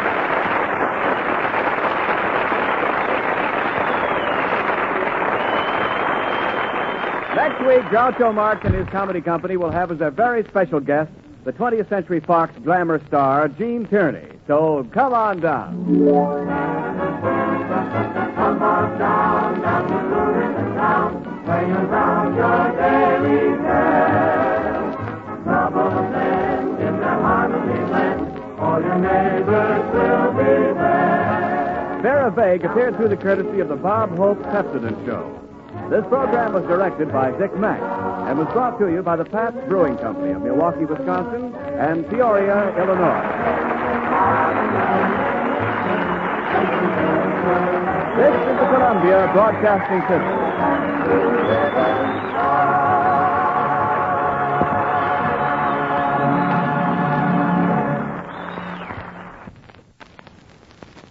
Wisconsin, in celebration of Pabst's 100th anniversary, Pabst Blue Ribbon Beer presents Blue Ribbon Town, starring Groucho Marx, with his glamorous guest, the 20th Century Fox star, Gene Tierney. Come on down, down to Blue Ribbon Town, where you found your daily fare.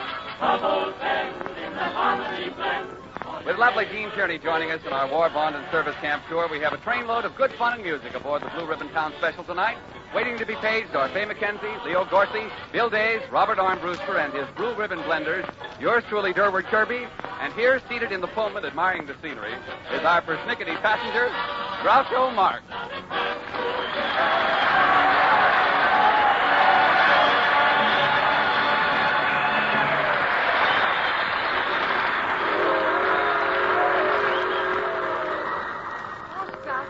I'm so glad we're taking this trip. I love trains. Me too, Faye. You know, we're pretty lucky with trains as crowded as they are these days. I'm surprised we got as much space as we did. So am I, but really, Groucho, I haven't minded it at all. Holding you on my lap for 2 days. Was that your lap I was sitting on? Of course. I thought it was strange that a Pullman chair would have its legs crossed. Groucho, do you suppose you could get up for a while and let me stretch my legs? I'd love to, Faye, but I can't. Why not? There's someone sitting on my lap. Marx. Oh, Mr. Marx. That sounds like Bill Days. How you doing up there, Bill? Oh, all right. Sitting on a baggage rack is not the same as an upper berth. Well, what's wrong with it? Ben yells at his wife for not packing his pajamas. Oh, Groucho, look. There's Lake Michigan. My, it's choppy today. See all the white caps? Yes, isn't it wonderful? You get near the place where they make Pabst beer, and even the lake has a head on it.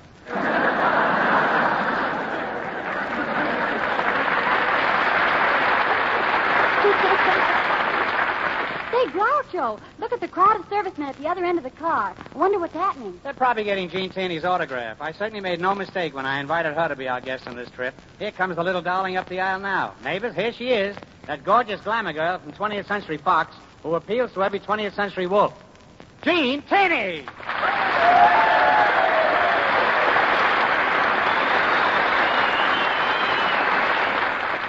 Hello, Groucho. Hello, everybody. Where have you been, Gene?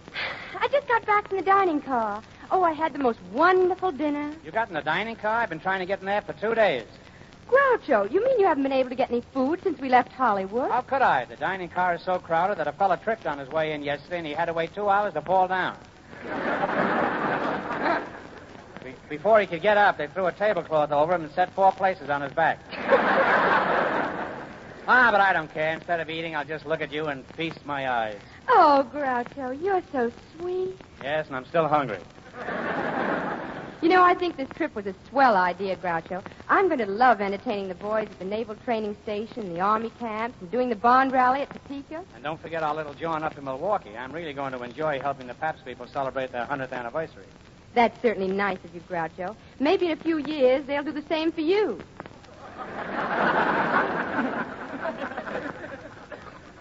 Say, Groucho. Bobby Armbruster, what's on your musical mind? Groucho, I don't want to complain, but I hope I can get better accommodations on the way back. But, Bobby, I got you a whole compartment. Well, don't you think that one compartment is kind of small for 24 musicians? Not if you don't play any big numbers. But, Groucho, every time we rehearse, the slide trombone player knocks out the fiddle section. Well, if you opened up a window, we could slide his trombone out that way. We tried that yesterday. Well, what happened? His trombone picked up every mail bag between Albuquerque and Wichita. Hey, Moxie, where are you? Well, if it isn't Pap's bad boy, Leo Gorsey. Hey, Moxie, what do you hear from the engineers? Just choo-choo, baby. Did you want to talk with me, Leo? Nah, I don't want to converse with you. I must before to decline my conversation to our glorious, luscious, and futurist guest, Gene Tunney. In this corner, Gene Tunney. Gorsey, this is Gene Taney. She's no boxer. That's what you think. The dame's a knockout. Oh, thank you, Mr. Gorsey. And I also want to thank you for getting me into the dining car. Don't mention it, fair lady. Your wish is my demand. Listen, my crude Casanova, just how did you manage to get into that crowded dining car? That was easy. Nothing to it. I just told him the conductor was my old man. And I'm very grateful to you, Mr. Gorsey, for seeing that my luggage was handled so carefully. That was nothing. Nothing at all. I did that the same way. Just told him the conductor was my old man. Hey, that's a good trick, Dorsey. Whatever made you think of that? The conductor is my old man.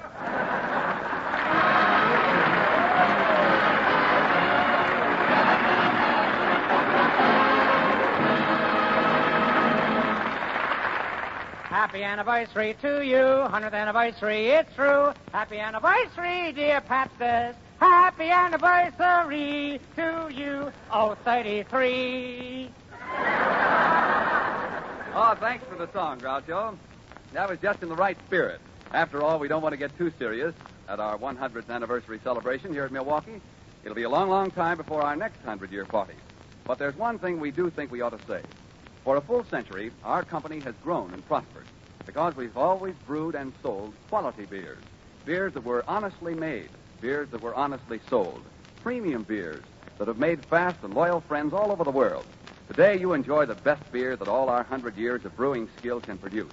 Pabst Blue Ribbon, a delicious blend of 33 fine brews with the smooth, satisfying flavor that only full-flavor blending can achieve.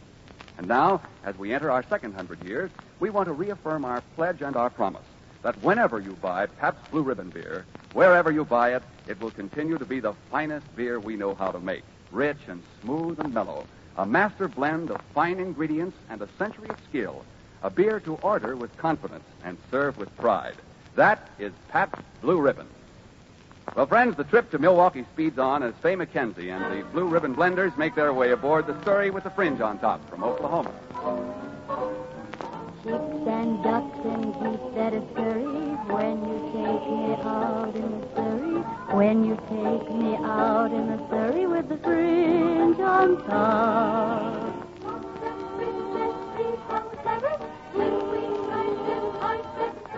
Nosy folks will keep till they're shuttered and their eyes will pop. The wheels are yellow, the upholstery is brown, the dashboard's genuine leather. With eyes and glass curtains you can roll right down in case there's a change in the weather. Two bright side lights winking and blinking, ain't no finer rig I'm a-thinking. You can keep your rig if you're thinking that a tear to swap.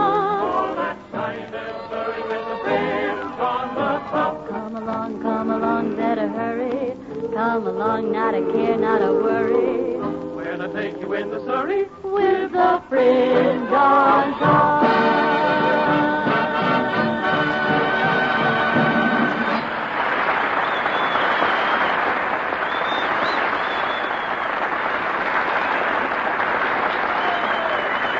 Well, that's let's get out, folks. Here's our hotel. Come on, let's go inside. I'm cold. You know, Gene, the thermometer is at 10 below. Oh, I love cold weather. I'm not even cold at 20. I wasn't cold when I was 20 either. But, Groucho, I don't see how you can be cold. You don't even have goose flesh. Of course I don't have goose flesh. I'm so cold the geese flew south for the winter. We should have brought along some warmer clothing, Groucho. Warmer clothing? I brought 7 suits of long woolen underwear. 7 suits of long underwear? Yes, but I don't like them. They're creeping up on me. Well, why don't you pull them down? I would, but I don't know which of the 7 is creeping up. I think it's number 4 on the itch parade. Oh, Groucho. Oh, well, scratch it. It's good either way. Oh, Groucho, you're always joking. Don't you care seriously about anything? Yes, Eugene. No one but Eugene. Eugene, I could have sworn I was talking to a girl.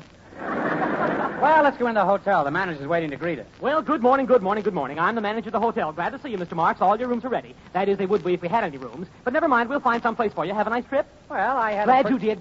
But everybody seems to have a nice trip when they take a trip, especially if it's a nice one. That's what I always say. Isn't that what you always say? Not always. Sometimes Yes, but isn't that just another way of saying the same thing?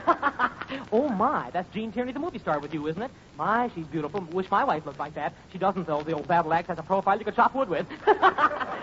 Well, the room clerk will take care of you.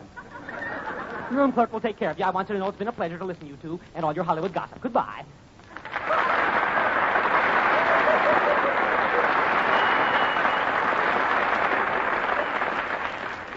At the speed he talks, I'll bet his mother was frightened by a tongue sandwich.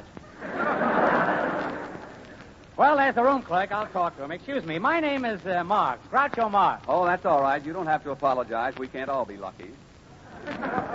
You have some reservations for me, I hope? Oh, yes. Here are the keys for you and your party. Thank you. Oh, pardon me, miss, but aren't you Jean Tierney, the movie star? Yes, I'm in pictures. Oh, gee, you're one of my favorites. I'm going to give you an extra special room. Oh, that's very kind of you. Yes, that's very kind of you. You know, I happen to be in pictures, We sure too. are In honored fact, to have you with us, Miss Tierney. You know, I'm going to give you the best room in the hotel. In fact, I'm seriously thinking of giving you the hotel. Thank you so very much. I said my name was Marks, Groucho Marks. You've probably seen That's me in all the right. day- Just lie there in the corner. You know, Miss Tierney... You know, Miss Tierney, Any particular corner? I've always wanted to meet you, Miss Tierney. You're my idea of a perfect cover girl. Oh, Groucho, are you a cover girl? Yes, I am. How can you be a cover girl, Groucho? Well, every time a girl sees me, she runs for cover. Ha ha! Oh, Groucho, you get on my nerves. No, you get on my nerves. You've got the stepladder. Well, Groucho, I think I'll go to my room. I'll see you later. See me later? Why, Jean, are you asking me to call on you? If I ask, would you accept? I'll accept. Then I'm not asking. You know, now it's plenty below. Hiya, Moxie. Hiya, Jeannie. Hiya. Well, here I am. Don't worry about a thing. All ready to take you to dinner. I just went downstairs in the dining room, and I got everything all deranged. Well, I couldn't think of a better man for the job. Thank you, Leo. I'll be down in just a few minutes. Hey, Moxie, you ought to see the swell rooms I got. I'm in a bridal suit. You mean the bridal suite? Sweet. You're kind of cute yourself. Say, wait a minute, Gorsey. With rooms so hard to get, how did you ever rate the bridal suite? Yeah, it was easy. I just told him the manager of the hotel was my old man. Gorsey, I don't understand this. You got all that service in the train because you said your father was the conductor. Now you tell me your father's the manager of the hotel. Can I help it if my old man can't hold a job?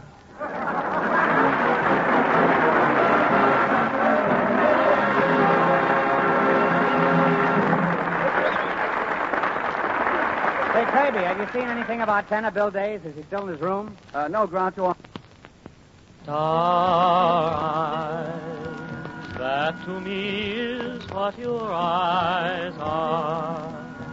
Soft as stars in April skies are. Tell me someday you'll fulfill their promise of a thrill. Flashing eyes in which my hopes rise. Let me show you where my heart lies. Let me prove that it adores that loveliness of yours. All my life I felt content to stargaze at the sky. Now I only want to melt the stardust in your eyes. Starlight, when if ever will my lips know if it's me for whom those eyes glow. Makes no difference where you are. Your eyes still hold my wishing star. Oh, star, how lovely you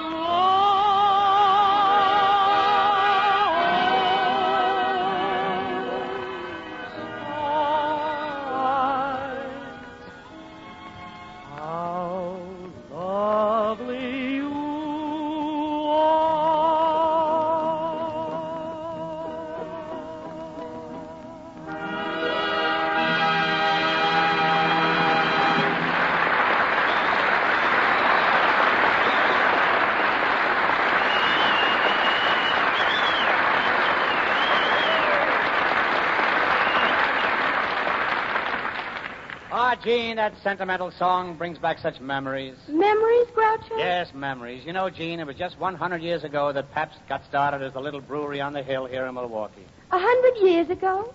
Were you there, Groucho? What do you think I am, a century plant?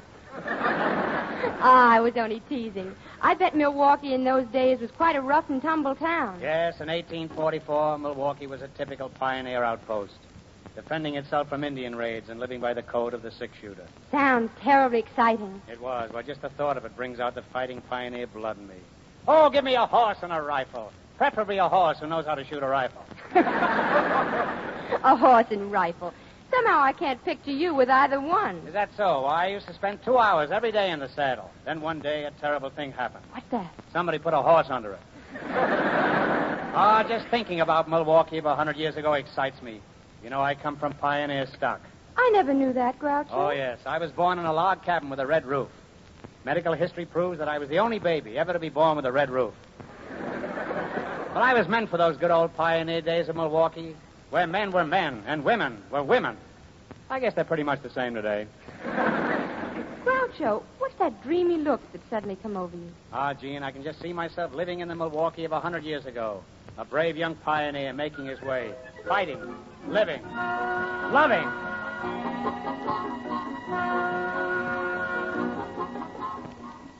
Milwaukee, 100 years ago, a sprawling, dusty pioneer town. And out of the west comes a man, riding. A man who is the rootinest, tootinest, shootinest pioneer that ever fell off a horse. G. Boone Marks. And spying a beautiful Indian girl, he draws his horse to a stop, and with a grim look of determination on his face, asks the one question that has been on his mind for months. The one question that may well end his 200-mile journey by horseback. Excuse me, Indian girl, but do you know where I could buy a box of Kleenex? How, stranger?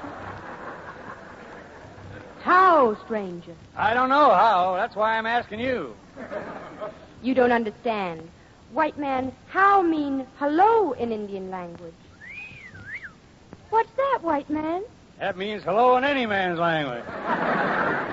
Well, let me introduce myself. I'm G. Boone Marks, the roughest, toughest pioneer in these here parts. What's your name, Indian gal? Me called Sunset in the evening. Is that so? I knew your father, Broma Seltzer in the morning. Please do not make fun of me. Me, a Blackfoot Indian. Well, you wouldn't have that trouble if you wore shoes. Oh, you no understand. Blackfoot, very rich Indian tribe. Me have hundreds and hundreds of fine cows. Yes, you also have a couple of mighty fine calves. That's the wrong dress for that joke. Yes, you're a...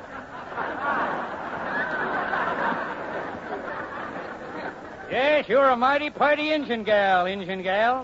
Stick around. I'll see you later. I gotta go in the hotel here and freshen up. Be careful, stranger. Hotel have many tough men. No like strangers. Is that so? Then I'll go in a shooting. Here I go. Careful there, stranger. You just grazed my head. I said careful there. You just grazed my head again. Say, I think I'll bring my horse over. Your head makes mighty fine grazing. You're a-getting too gay, stranger. It ain't a-healthy for dudes like you in Milwaukee. Shucks, I don't have to worry. I'm the best shot in Milwaukee. You are? Yeah. I'm the only man in town who can shoot the yolk out of a new-laid egg without disturbing the hen. Some yolk, eh, kid? I say there, would you care for a glass of beer? Must be English ale. Why, thanks, partner, but how come you're giving out free beer? I just started a brewery, the Pabst Brewery. And I want people to get to know my beer. I make it myself, down the street, in that building with the flat roof. Flat roof? The only building I see has a big round dome on it. Oh, darn, I put too much yeast in my beer again.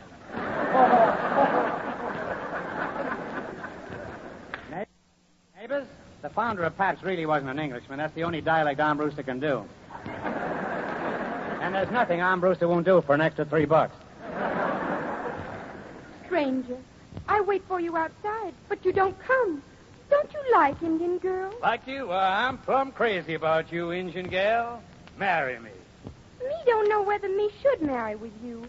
Me always wanted man who look 'em heap strong, heap handsome. Well, don't I look heap strong, heap handsome?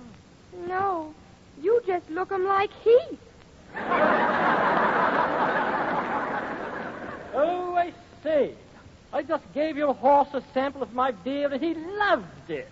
Partner, are you plumb loco? You can't give beer to a horse. Why not? He's off the wagon. Well,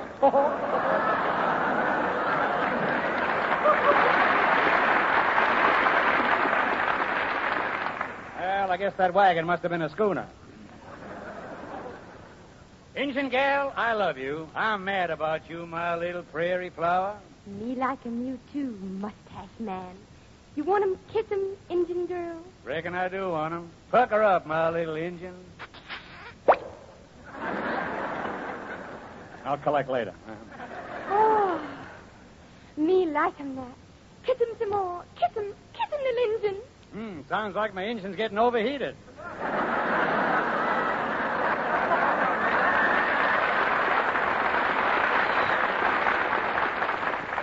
I hope I don't lose track of her. Indian girl like you, want to marry with you, be your squaw. Yep, and we'll have a lot of proposals. Never mind, we'll raise pigs. I love you, Indian gal. Kiss me some more. Wait a minute. Look 'em who coming down the street. Stratum, that's in Illinois. This is Wisconsin. It is my boyfriend, Black Louie. He is most bad man in Milwaukee. He kill everyone who makes friend with me. Hey, get away from that engine, girl, or I'll plug you. Hold on there. I'm G. Boone Marks. I'm a mighty tough hombre. Yeah, well, I'm Black Leo. I'm a mighty tough hamburger myself. Listen, Black Leo. What'd you do, put mustard on the hamburger?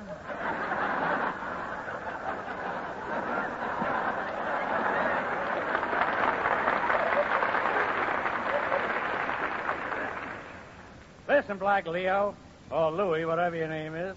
I love this here gal, too. Let's talk it over, man to man. Here, have a smoke. Thanks. Match? Nah, ain't no sissy. I lights my smokes with my gun. Aren't you afraid you'll shoot your nose off? Nah, not me.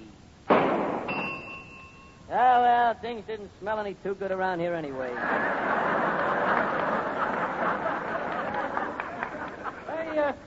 I say, would you like another glass of my beer? Well, it's great beer, partner, but not now. There's trouble a brewing. In that case, I must be off. Well, ta-ta, pip-pip, cheerio, and number 10 Downing Street. Not Downing Street, Downing Beer, isn't it? Look here, G. Look here, G. Boone Marks. Nobody takes a girl away from Black Leo without getting massacred. At the last gunfight I was in, I got my man in both the hand and the foot with one bullet.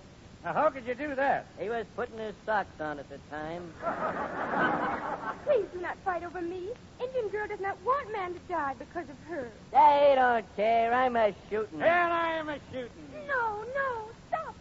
Don't try to stop us, Injun gal. We're a shooting. So go ahead and shoot. Okay, I'm a shooting $2. I got you covered. And Yes, and I got you covered. Well, what about Indian girl? You got a blanket. Go cover yourself.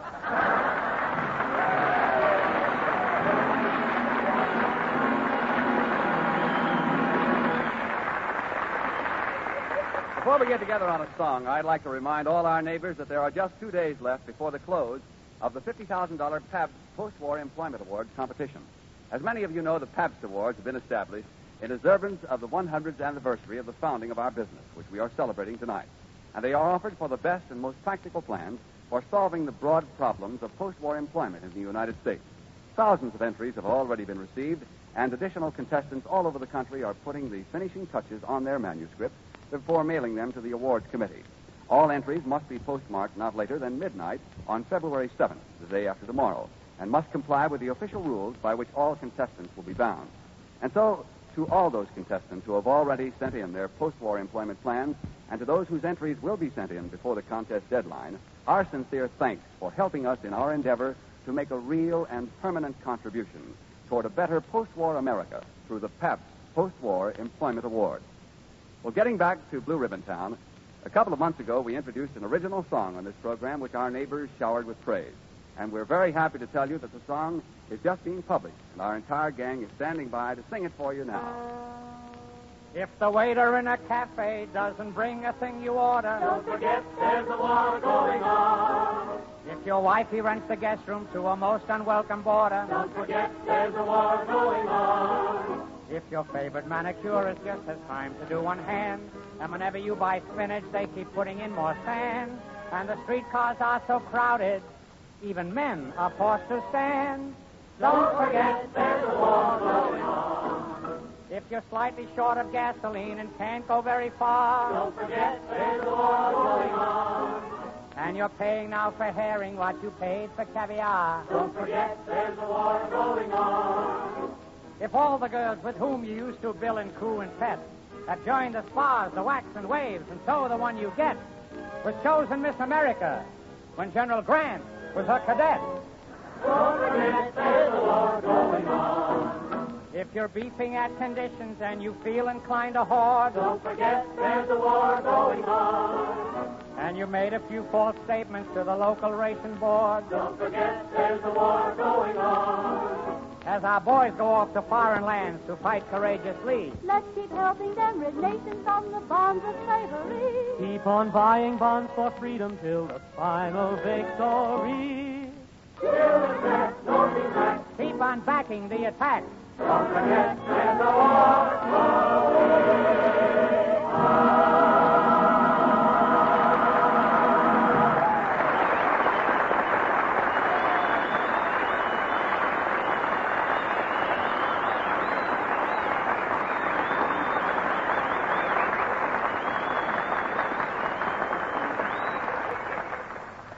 Well, Groucho, isn't it nice to be back in 1944? Well, Injun Girl, I kind of wish we'd have stayed in 1844 a little longer. Longer? Yes, at least until after March 15th. There were no income tax blanks to try to figure out in them thar days. Well, it's been a lot of fun helping you celebrate Pabst's 100th anniversary, Groucho. We enjoyed having you, Gene, and don't forget you're going to be with us at Fort Sheridan. Oh, I won't forget, and I'm looking forward to it, And too. you're also going to be with us when we broadcast from Peoria next Saturday in celebration of Pabst's 100th anniversary. But, Groucho, didn't we just finish celebrating Pabst's 100th anniversary? Not quite. You see, 100th anniversary means you keep celebrating for 100 years. Oh. Well, in that case, I'd better go home now and get some beauty sleep. I don't want people telling me I look like an old hag in 2044. There's not much chance, Jeannie, my queenie. Good night, neighbors, and good night, everybody. Good night.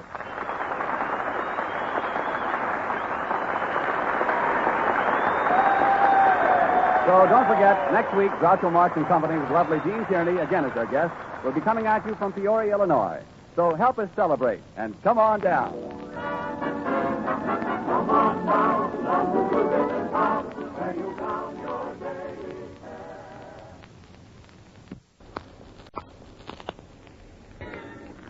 fine mosque in Peoria, Illinois, in front of an audience of 2,000, helping us celebrate our 100th anniversary, Pabst Blue Ribbon Beer presents Blue Ribbon Town, starring Groucho Marx, with his gorgeous guest, the 20th Century Fox glamour star, Dean Kearney.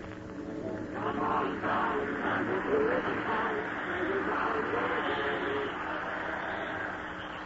With lovely Dean Kearney as our traveling companion on our war bond and service camp tour, there's plenty of good music and merriment in Blue Ribbon Town tonight. Very present and accounted for are Faye McKenzie, Leo Dorsey, Bill Days, Robert Armbruster and his Blue Ribbon Blenders, yours truly, Derwert Kirby. And here at the station, waiting for a bus to take his troops to Peoria, is our train-happy, bus-happy, Pabst-happy host, Groucho Marx.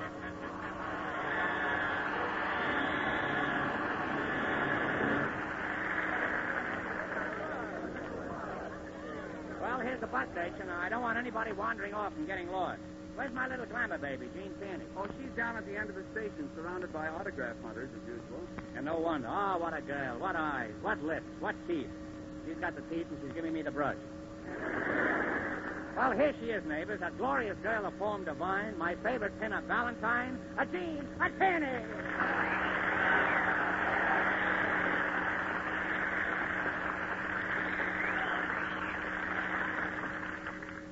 Hello, Groucho. Were you looking for me? Yes, I was looking for you. I looked in every nook and cranny. By the way, I got a letter from my cranny this morning. She's coming home for the holidays. Oh, Groucho, how you talk. Oh, I talk? Very easy. I just open my mouth and out it flows. Of course, sometimes when it flows out too fast, it washes my bridge out. Well, everybody's here but Gorsey. Where's that bozo from Brooklyn? Hiya, Moxie.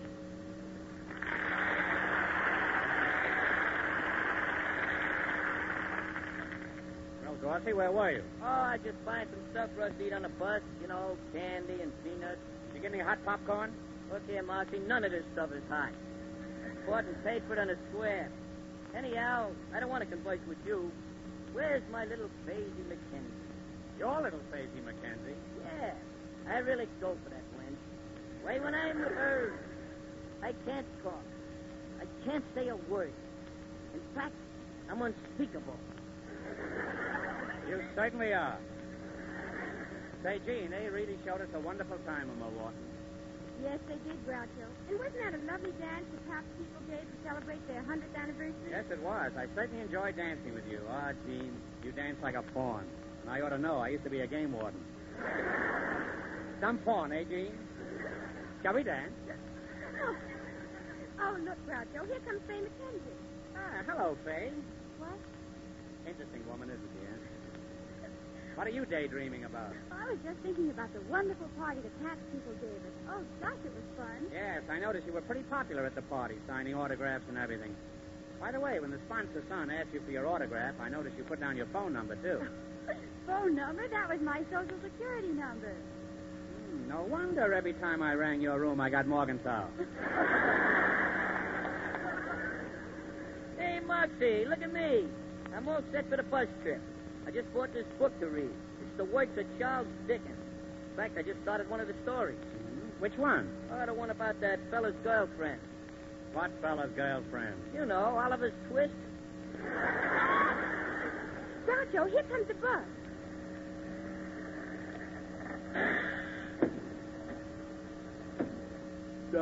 Mr. Mark? Yes? Here's your bus to Peoria. So long.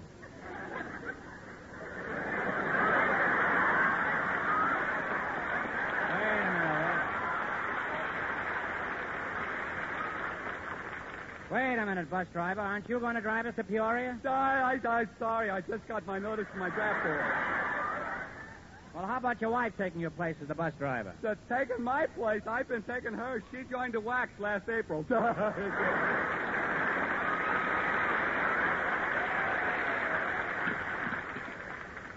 You're a little wacky yourself.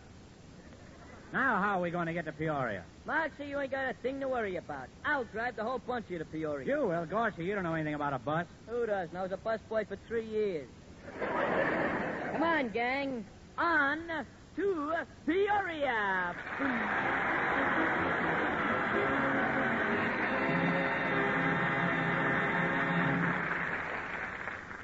You know, Kirby, there's one nice thing about working for a company that operates 2 big breweries. We get in on 2 big 100th anniversary parties. Last week, Milwaukee. Tonight, Peoria. Tomorrow, the world. Yes, Groucho? It'll be a long, long time, Groucho, before our next 100-year party. I wouldn't be surprised. But there's one thing that we do think we ought to say.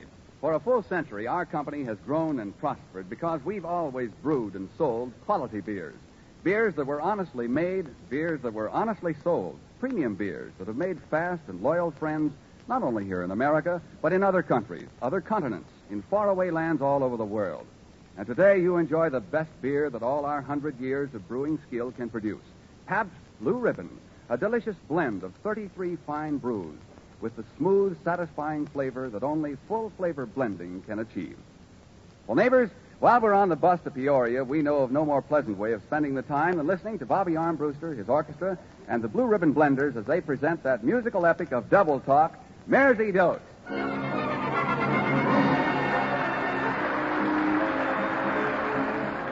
Mersey notes and nosy notes, a little Ramsey-divey, a diddly-divey too, wouldn't you?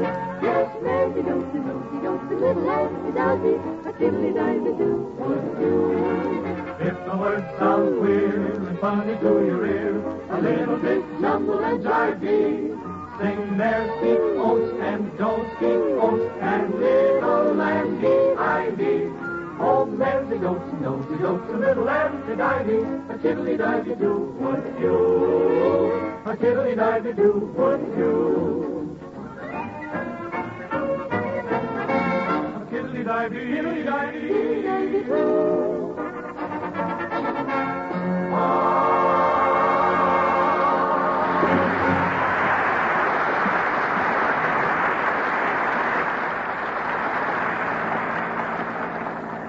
Hey, Gorsey, stop driving so fast. Take your time. Yeah, keep your shirt on. Don't worry about a thing.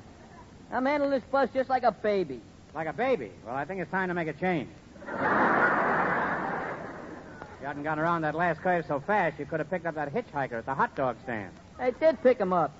You did? Sure, who do you think that is in the front bumper wiping the mustard off his puss? Gorsey, if you continue driving this fast, you're going to ruin the tires. Oh, I'm driving careful, Moxie. With these tires, I gotta go slow. They're made out of that new kind of stuff. You know, sympathetic rubber. Sympathetic rubber. I've been driving a car for years, and my tires never showed any emotion. Of course, they blow up once in a while. Oh, Jean Tierney, where are you? I'm here, Groucho, in the back of the bus. Can I come over and sit next to you, Jean? Well, I don't know, Groucho. There's only room for one. Well, you're not the one. Hello, Mr. Marks. Hello, Miss Tierney. Hello, Bill. Won't you sit down here next to me? Thank you, Miss Tierney. I'd love to. Jean, how is it that you wouldn't let me sit next to you and you're asking Bill to? Well, there are so many things I like about Bill. He has such nice manners. Well, I have nice manners, too. And Bill sings so sweetly. Well, I sing sweetly, too. And Bill is so good looking. Well...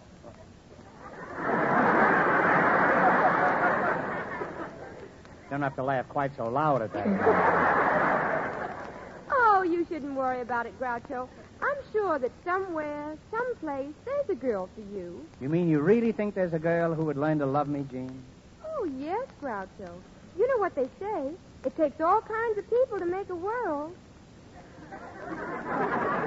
Gee, I didn't know it took those kinds.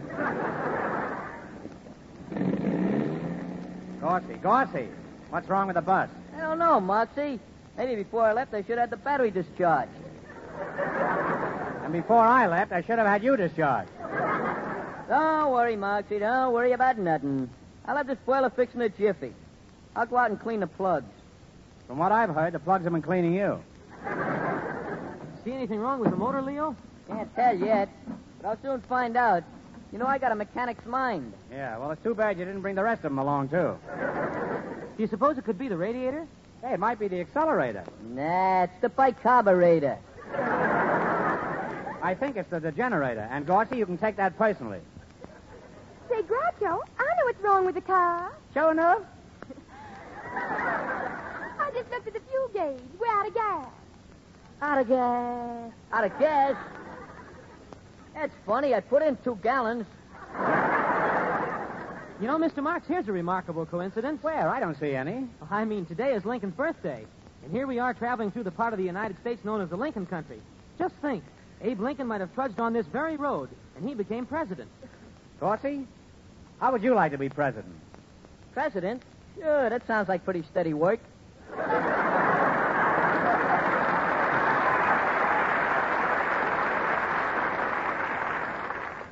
Steady? It's a lifetime job. Anyway, what's running out of gas got to do with me becoming president? Well, Lincoln used to walk 15 miles for a book along this road before he became president. All you have to do is walk 10 miles for a book. My sea book.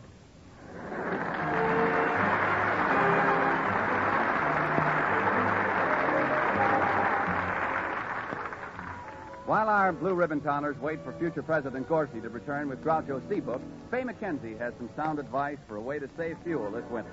Cuddle up a little closer. Faye?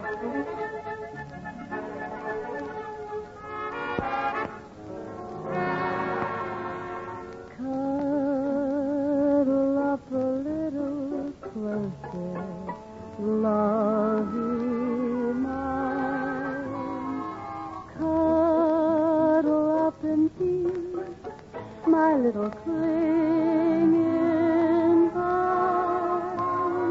Like to feel your cheek so rosy, like to make you comfy, cozy, 'cause I love from head to toesy, lovey mine.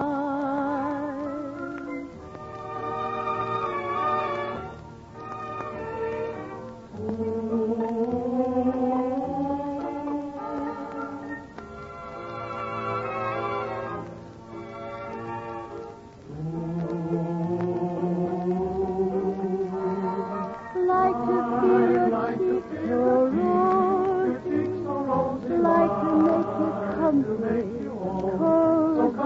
cozy, 'cause I love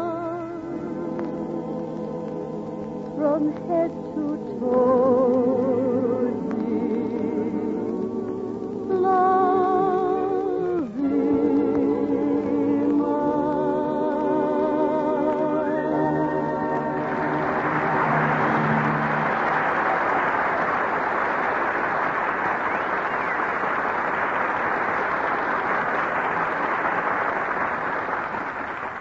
Say, Gene, wasn't it fun last week in Milwaukee picturing life 100 years ago when Pabst first started? Oh, yes, it was, Groucho. By the way, does Peoria go back that far, too? Does Peoria go that far back? Why, Peoria goes back all the way to Bloomington.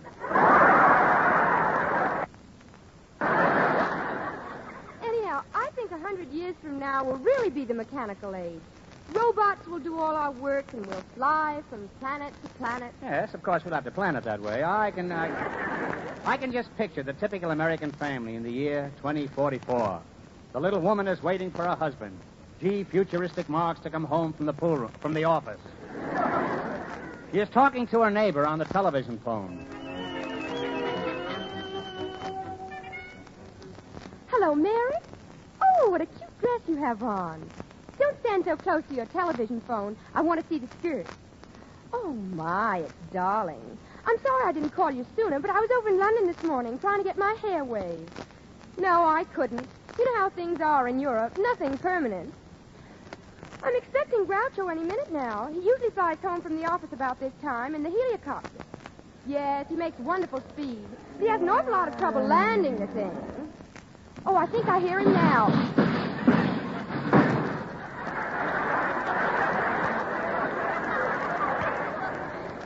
Uh-oh. That's Groucho, all right. He's come through the roof again. Hello there. Anybody home? Oh, Groucho, you're so careless. Why do you always come through the roof this way? Because I like an open house. Now, don't aggravate me, dear. I just got a ticket on the way home for speeding. That darn Sky Patrol cop was hiding in a cloud. I would have gotten away from him, too, but he caught me with my wing flaps down. Well, let's go into dinner. Wait, before we go into dinner, I have something important to tell you. Something very important. Let's not discuss it now. I've had a hard day at the office. Business is terrible. But this is more important than business. There is nothing more important than business, especially when business is terrible. Oh, that's all you think about. Business, business, business. What did you say? I said business, business, business. Dad, that's more business than I've done the last 20 years. Gene, we might as well face it. For a long time now, I've had my back against the wall. You mean because business is so bad? No, because my back itches. Stop being facetious, Groucho, and listen to me. Yes, Jeannie? Well, we've been married a good many years. Oh, it's longer than that. Yes, it is. That's why it hurts me so to have to tell you this. You see... Well, hello, and how are we this fine and lovely evening? I knew you were home, just saw you drop in through the roof. Thought I'd drop in, too, only I like to do things the hard way. That's why I came through the door. Of course, we're all entitled to our own way of life, don't you think so? Well, I think... I don't agree with you, but we'll discuss that later. I want to introduce myself. I represent the Fly-By-Night Helicopter Company. Our newest model is a sensation of the stratosphere. It has great maneuverability, goes up, down, backwards, and sideways. Of course, it won't go frontwards, but we're working on that. Can't expect miracles, you know. No, but I don't need another. That's what you think. Oh, it's wonderful to be able to fly one of our machines. You soar among the clouds just like you were an angel. In fact, most of our customers are angels. But don't let that worry you. Life insurance policies are standard equipment with our helicopters. But I already come, don't stop there. Don't stand there drooling like a schoolgirl when I've got work to do. Sign the order. Never mind, I'll sign it for you there. Oh, my, you have terrible handwriting. Well, so long.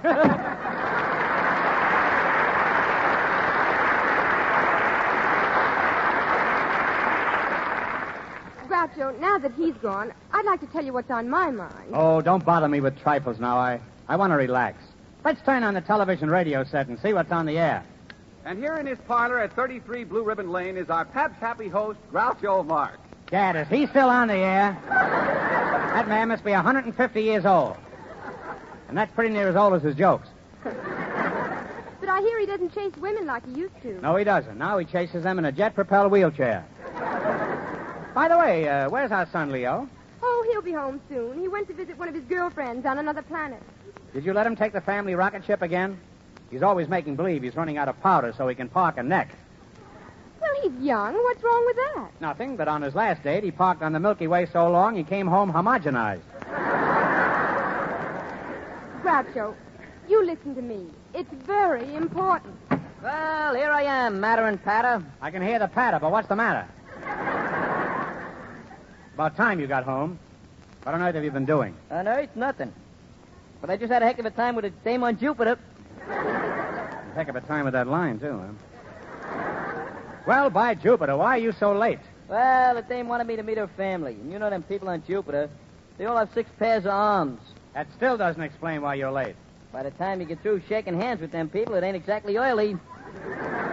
And that reminds me, Pop. Her old man wants you to come up to Jupiter so he can meet you. Oh, fine, but I'm not quite sure how to get to Jupiter. That's a breeze. Just head for the Milky Way, see? Yeah, the Milky Way. And keep going till you get to Saturn. To Saturn. Then take a shortcut through the Big Diaper. Or Dipper.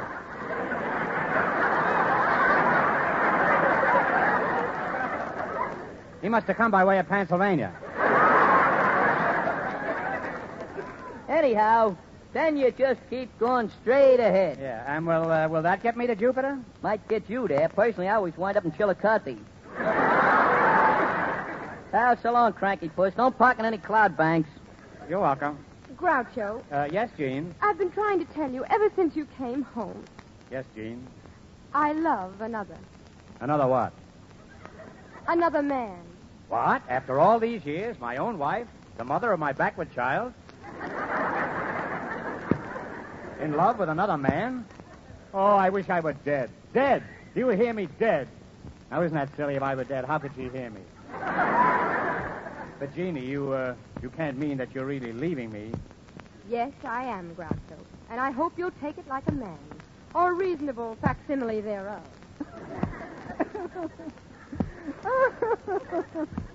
Oh, this is breaking my heart.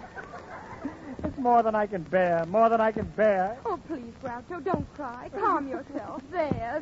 What have I done to deserve this kind of treatment? Oh, this is more than I can bear. More than I can... Groucho, don't carry on that way. You'll get over it. Really, you will. Shut up. Oh, this is more than I can bear, more than I can bear. I must be pretty bad by now. But tell me, who is the scoundrel who has come between us? Ronald Robot. Ronald Robot? You mean you're in love with a mechanical man? That's unheard of. Oh, don't be so old-fashioned. A lot of women love men of steel. Don't forget, this is 2044. 2044? Yes, 2044. Is that with two pair of pants? Oh, here comes Ronald now. Ah, here he is, my Ronald, my magnificent, masterful, mechanical man. Darling, I love you. Quiet, you rusty Romeo. Gene, how can you possibly leave me for this fugitive from a scrap metal drive? Darling, I love you. Oh, he's so tall and so handsome. Groucho, look at his beautiful wavy hair. Beautiful. Wavy. The worst mess of steel wool I've never seen. That guy's just a hunk of junk. Darling, I love you. Darling, I love you. Brilliant conversationalist. Why, you tin horn two-timer, I'll get a can opener and cut your heart out. Please, Groucho. Oh, Ronald, I'm sorry you've been subjected to this humiliation. Will you forgive me? Darling, I love you. Darling, I love you. Darling, I love you. Certainly a one-track lover. Gene, what's happened to your boyfriend? He's run down, poor fellow. Why don't you take him to the garage and have his motor overhauled? That's just what I'll do, Smarty. Gene, you'll never be happy with that metal man. You're bound to have a scrap. You can't talk me out of it. I'm leaving. Well, while you're gone, here's something for you to think about. I, too, am in love with a robot. My steel secretary, Roberta Robot. Roberta Robot? Roberta Robot. Why, she's Ronald's sister. I certainly don't know what you can see in her, the hussy. Ah, Roberta Robot. What a wonderful girl. 112 pounds of galvanized glamour. She's got the tin I love to touch. Groucho, this can't be true. You can't prefer this ridiculous robot girl to me. After all, I'm a woman. I'm alive. I have real eyes to see with, real hands to hold, real lips to kiss. You can't prefer this mechanical maiden to me. Oh, but I do. But why? Well, there's one great thing that I can do with her that I can never do with you. What's that? I can trade her in every year on a new model.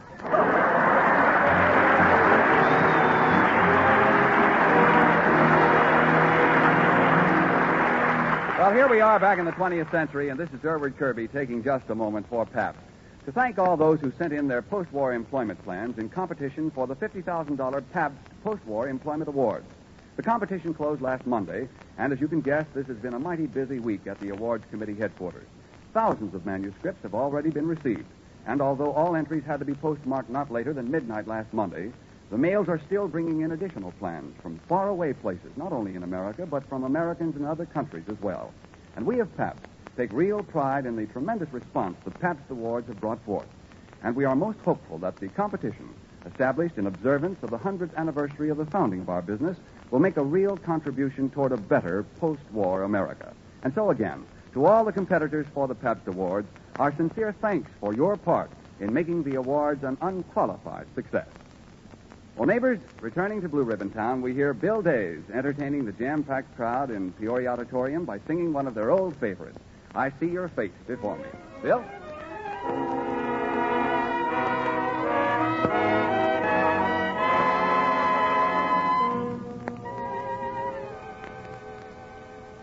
I discovered somebody who could be truly worthy and true. Yes, I met my ideal when I met you.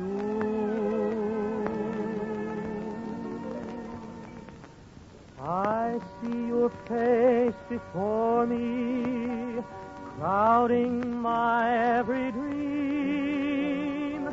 There is your face before me, You are my only theme. It doesn't matter where you are. I can see how fair you are. I close my eyes and there you are. Always.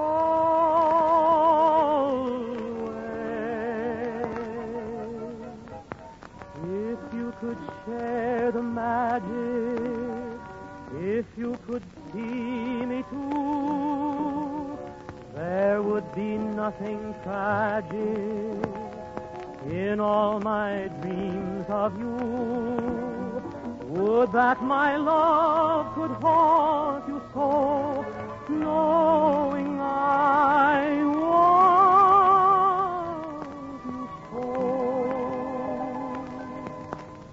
I can't erase your beautiful face before me. I can't erase your beautiful face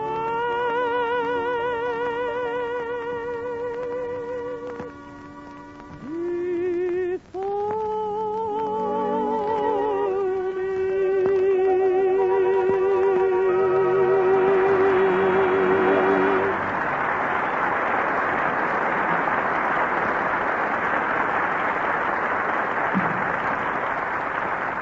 Well, Gene, it's time to say goodnight, and I want to tell you how nice it's been having you with us on our trip. Oh, thank you, Groucho. And I've had a lot of fun. Where do we go from here? Well, the governor of Kansas has invited us to a big war bond rally in Topeka next Monday. You wouldn't want to miss that, would you, Gene? Oh, not for the world. And then next Saturday, you'll be back on your own home grounds back in Blue Ribbon Town, won't you? Yes, and I'll be glad to get back, despite the fact that I like Peoria. I just got a wire from Orson Welles, and he promises to come to Blue Ribbon Town next week to welcome us. So for tonight, this is the end. Or as Shakespeare would say, Orson Welles that ends well. Good night, Peony, old gal. Good night, Groucho, old boy. Parting is such sweet sorrow. Good night, everybody. Good night, everybody. Remember, it's Orson Welles with Groucho Marx and Company in Blue Ribbon Town next Saturday. So come on down. Come on down, down to Blue Ribbon. Dean Tierney appeared on this program through the courtesy of 20th Century Fox. This program was directed by Dick Mack and was brought to you by the Pabst Brewing Company of Milwaukee, Wisconsin, and Peoria, Illinois. Ah, Peoria. My uncle used to live in Peoria. He was a poet. They called him the Bard of Peoria. They did? Yes, he was barred from every joint in town. Oh, well, good night, neighbors. This is the Columbia Broadcasting System.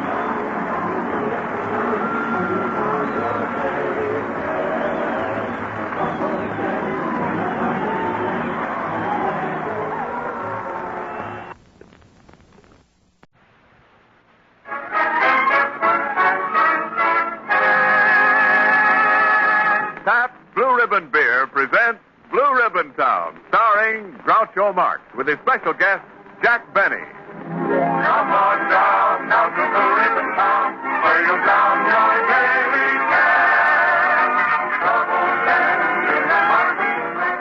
With Jack Benny visiting us, there's plenty of excitement in Blue Ribbon Town tonight.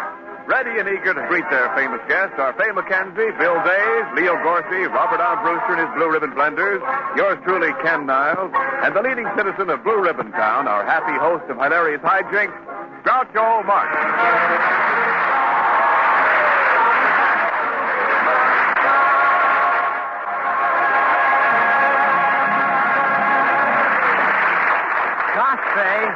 Gosh, Faye, this is certainly a red letter day in Blue Ribbon Town with Jack Benny coming to visit us. Certainly is, Bill. Say, Groucho, you never did tell us what your visit to Jack Benny last Sunday was like. I had a wonderful time, and his rates weren't too high either. Oh, Mr. Marx, you don't really mean that Jack Benny charged you. I don't know, Bill, but that was the first time I ever sat in a rocking chair with a meter on it.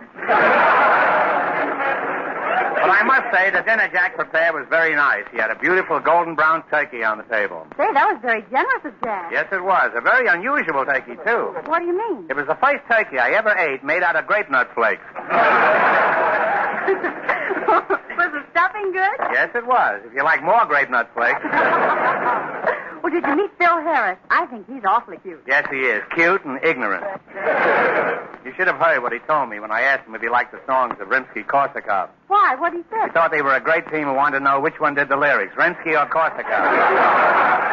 And when I asked him about Tchaikovsky's Nutcracker Suite, he wanted to know what hotel it was in.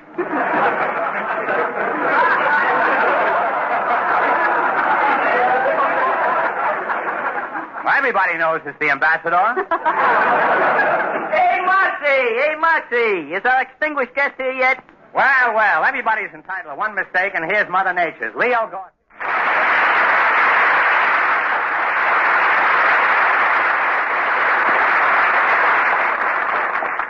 Hey, Moxie, I just heard you talking about Phil Harris. You know, he's an old schoolmate of mine. Gee, I ain't seen Phil since we was in the 5th grade together. You ain't? No, just think. 2 whole years has fled by. Say, Moxie, did you enjoy yourself at Jack Benny's house last Sunday? Yes, I did, Gorski, but I'm always glad to be back here in Blue Ribbon Town with my own happy little family. You're right, Groucho. We are one happy little family. I like you so much, Groucho. And I like you, Faye. And I like you too, Mr. Mark. And I like you, Bill. And Moxie, I like you likewise. And Gorski, I like you lengthwise. But really, kids, I am fond of you. Ah, my happy little family. I feel like taking you all in my arms.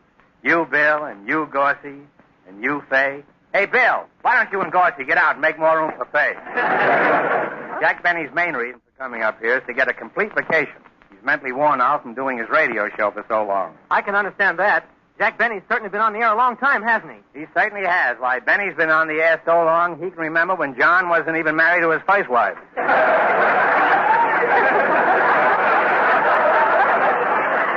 what do you want us to do? I don't want you to mention a single word about radio to Jack Benny, or to do anything that will even remind him of radio. You see, Benny has radioitis. Oh, I get it. You mean he's allergic, huh? Gorski, I bet you don't even know what allergic means. Hey, certainly I do. Then he's allergic to radio like I'm allergic to jail. Allergic to jail? I don't quite see the connection. Well, every time I'm in jail, I break out. See you later, Moxie.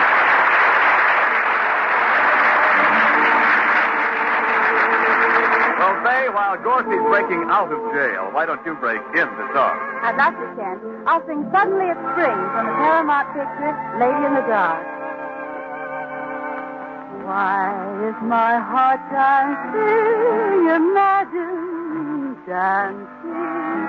You look at me and suddenly it's spring. Why do I keep sighing, not sighing, just sighing? I'm young and free and suddenly it's spring. On a hilltop, love is calling. Someone should wish me happy falling. No more being lonely. Can I be lonely? You look at me and suddenly it's spring.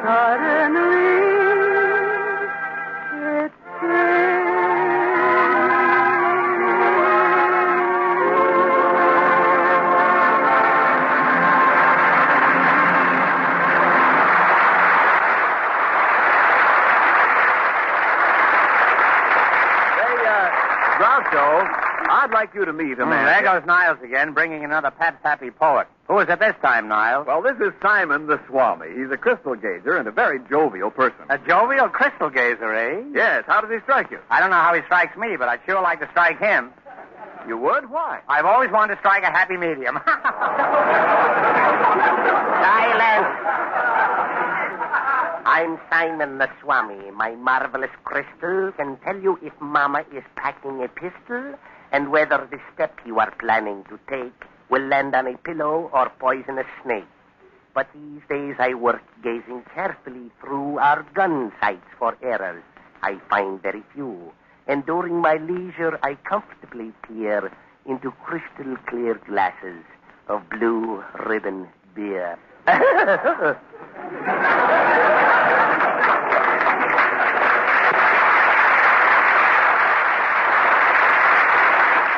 All over America, when people sit down for an hour or two of comfortable leisure, they always seem to call for a glass of mellow, delicious Pabst Blue Ribbon beer. Since 1844, we've brewed and sold some of the world's finest beers. And today, Pabst Blue Ribbon is the finest of all. Pabst, you know, is full flavor blended from 33 fine brews. And there's a whole century of brewing skill and knowledge in every delicious drop. Order it with confidence. Serve it with pride.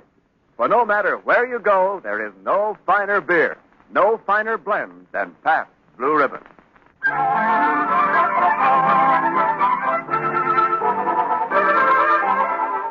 Well, I'm glad the kids all left. I want Jack Benny to feel like he's really going to get a rest from radio.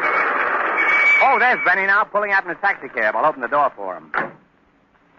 But driver, 35 cents.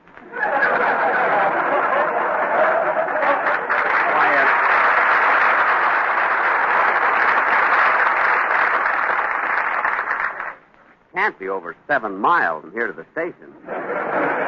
Well, all right. Oh, hello, Groucho. Well, if it isn't Jack Benny, the last of the Waukegans. Come on, Jack, come into my house. Relax and make yourself comfortable. Thanks. You're welcome. And, Jack, I want you to know that I told everybody in town that you're here for a rest and that they're not to mention anything about radio to you. Thanks again, Groucho. I appreciate that. You know, Groucho, to me, you're just a friend. I've never regarded you as a radio comedian.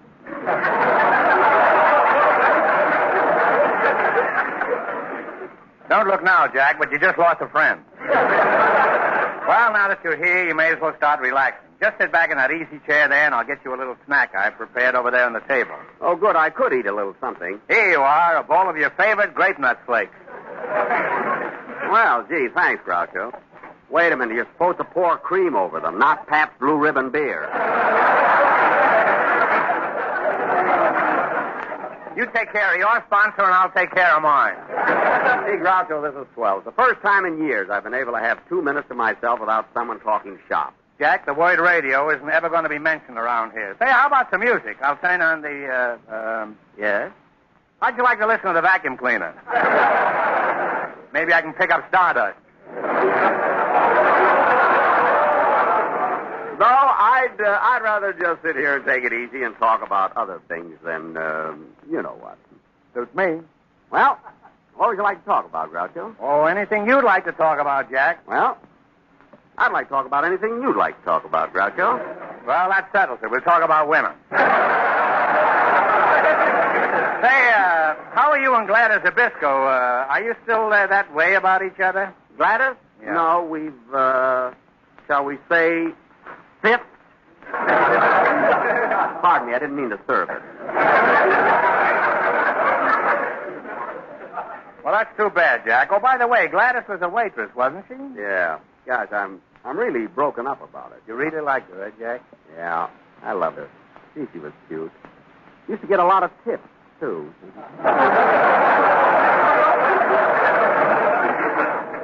Well, that is true love. Oh, well, that's enough about women. Say, there's a great trout stream near here, Jack. How about you and me doing a little fishing? No, I just want to relax. No fishing? No fishing. All right, and let's talk about women again. Say, Jack, remember that little dance that we both went for when we were in Vaudeville? What was her name again?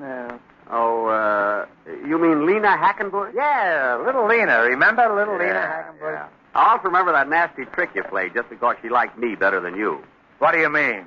Well, Lena always went for athletic men, and what she admired most about me was my flat, trim waistline. So you try to convince her that I wore a girdle. Not true. I never said you wore a girdle. No, you never said it, but every time I was out alone with her, you'd sneak up from behind and snap me.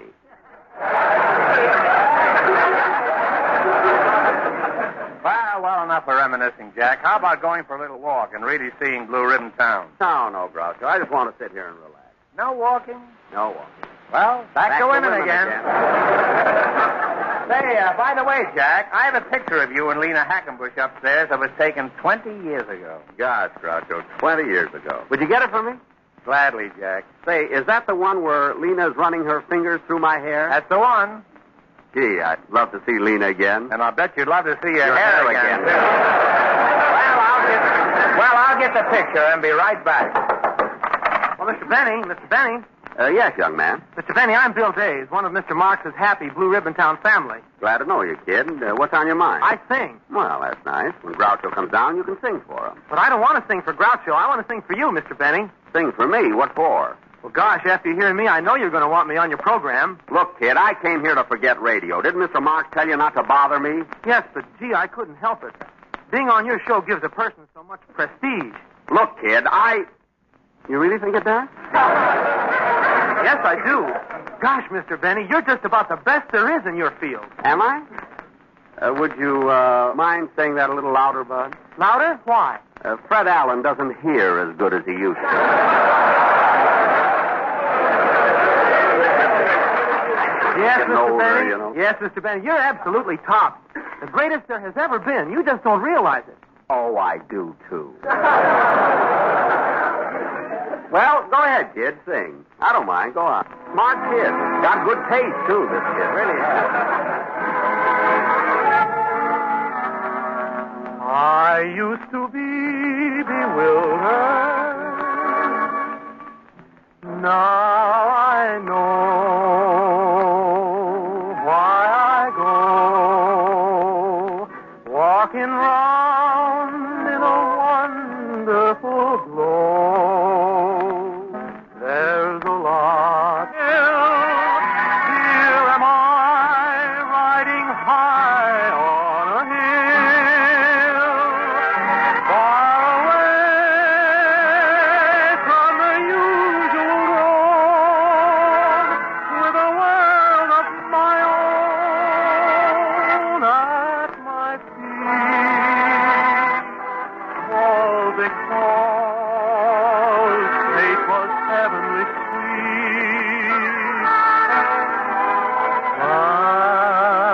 And of that we meet.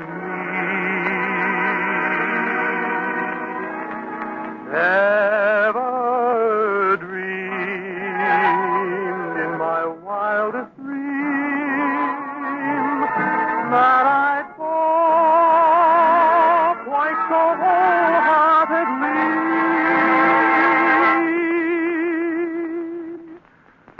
Now I know love is all that it's cracked up to be.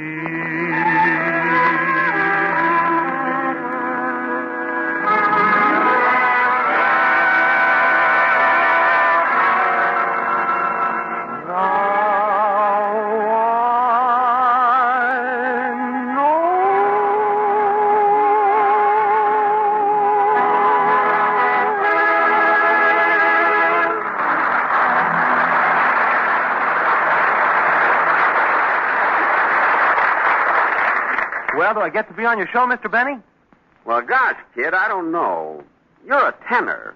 What's wrong with that? Don't you always have tenors? Kenny Baker, Dennis Day? Yes, I never fail to have trouble with them about money.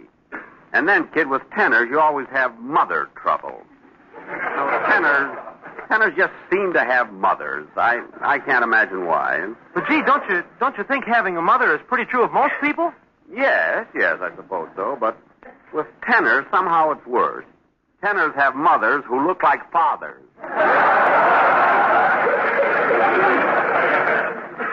Besides, I already have a contract with Dennis Day, an extremely fine tenor, so you can see nothing, absolutely nothing, could make me change my mind. But for such an opportunity, Mr. Benny, I'd even be willing to work for nothing. Please, kid, I'm not... I wonder if Dennis's mother would slug me if I broke this contract. Kid, you say you'd be willing to work for nothing? Well, practically. I'd be willing to accept $40 a week. $40 a week? Who do you think you are, Lawrence Tibbet? Why, Dennis only gets 35 now. He thinks he gets 186,000, you know. On the other hand, if you'd be willing to work for... Hold on there, Benny. A fine thing, a guest to my house trying to steal my tenner. There's nothing lower than a man who'd steal a tenner, unless it's a man who'd steal a base. I wouldn't have said that, Benny, except that the baseball season's just about to start. And have to give me that line about not talking shop. But Groucho, I didn't approach him. He approached me. That's right, Mr. Marks. I'm sorry, but I couldn't resist the opportunity to get on his show. Do you realize that being with Jack Benny automatically means being a great success? Oh, I don't know. Well, it's true. Name one person on Jack Benny's show who hasn't become a famous man. All right. Mary Livingston. Now run along and let's not hear any more of this. Well, Jack Benny, I'm certainly glad to see you. Glad to see you, Ken Niles. Yes, indeed. Mr. Benny, I've been wanting to talk to you for a long time. Yes, sir, you need an announcer like me on your show. You too, Niles? Oh, quiet, Groucho. I'm talking to a radio star.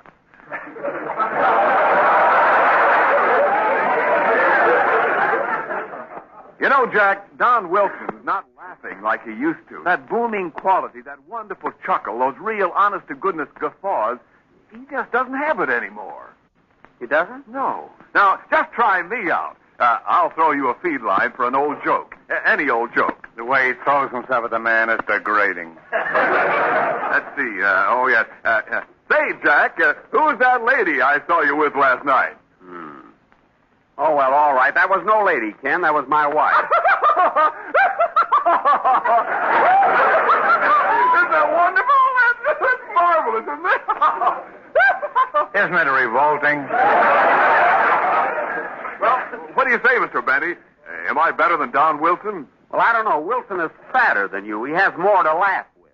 Well, I admit Don Wilson's a lot fatter than I am, but name one thing he can do that I can't do. Well, Wilson can take a shower without getting his feet wet. Niles, you don't want to really leave me, do you? I thought we were one big happy family here. Yeah, but this is Jack Benny, the Jack Benny. So I'm Groucho Marx, the Groucho Marx. So what?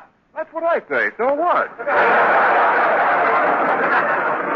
I know how you feel, son. Sometimes I even try to forget I'm Jack Benny. Yes, but it's such a thrill when he remembers. Oh, Mr. Benny, there must be a joke in here for me someplace.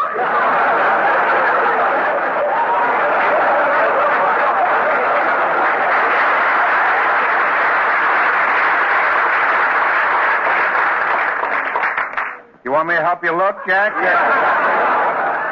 Oh, Mr. Benny, you haven't given me a chance. You haven't heard me do a commercial. Just listen. Niles, will you get out of here and let Benny and me go back to what we were discussing? Oh, women. Well, while you're on the subject of beautiful women, Groucho... I defy you to make a commercial out of that one. Don't be too sure. Did you ever stop to think that a beautiful woman is a perfect blend of lovely attributes? Her smile, her grace, her lovely face, and so forth? There he goes with that magic word, blend. It is a magic word, Groucho, especially when it comes to beer. You see, skillful blending of a number of different brews brings a smoothness and mellowness to beer that you just can't get any other way. Pabst, you know, is full flavor blended from no fewer than 33 fine brews. That's why a glass of Pabst is like an old friend. Its welcoming flavor is always the same, always delightful. Remember, there's a century of brewing skill in every delicious drop of Pabst Blue Ribbon. A 100-year tradition of hospitality in every sparkling glass. So order it with confidence. Serve it with pride. For no matter where you go, there is no finer beer, no finer blend than Pabst Blue Ribbon. Well, there it is, Mr. Benny. Think it over. I'll be waiting for your answer. Toodle-doo. Shall we dance? Fine, happy family I've got. That's the second trader who wants to desert me. Isn't a fine rest I'm having away from radio. I had to come back for that line, you know. Oh, Groucho. Hello, Faye. I'd like Oh, to... you don't have to introduce him. Anybody'd know this is Jack Benny, Oh, I guess I am rather easy to recognize. Oh, yes, I've seen you in pictures, and I could tell it was you by your kind eyes, your strong, manly jaw, your big, brawny arms rippling with muscles.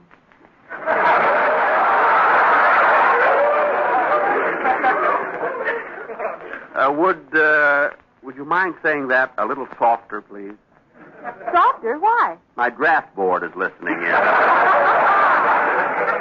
Oh, but Mr. Benny, you do have such a nice physique, such a trim, fit waistline. Well, I...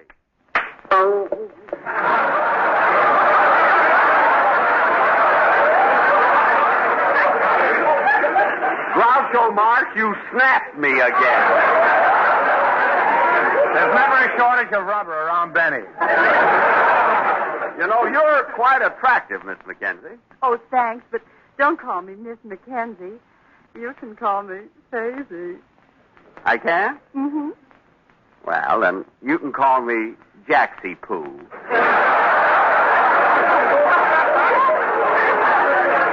And you can call me when my stomach returns to normal. You know, in about 3 months. You know, Faisy, now that I've met you, I'm going to hate leaving Blue Ribbon Town. Too bad you don't live in Hollywood. We could see more of each other. Well, Jackie Pooh, I'd love to live in Hollywood if I thought I could find a job there.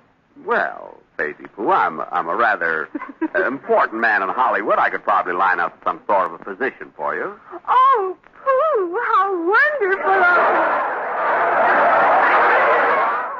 I know I'll be very happy working on your show. Pooh? Was that Pooh or Pew? P-O-O. Well, Miss Mackenzie, I did not offer you a job on my show. I came here to forget my show. Oh, but Jackie Pooh, how can you forget your show? A great comedian like you. Why, as far as I'm concerned, you're the grand old man of radio.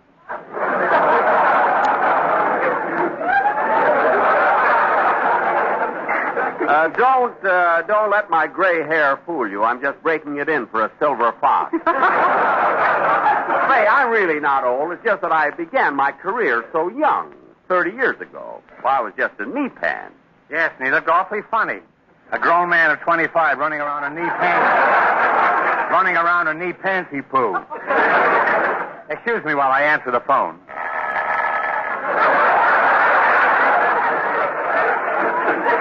Jack, excuse me while I answer the phone.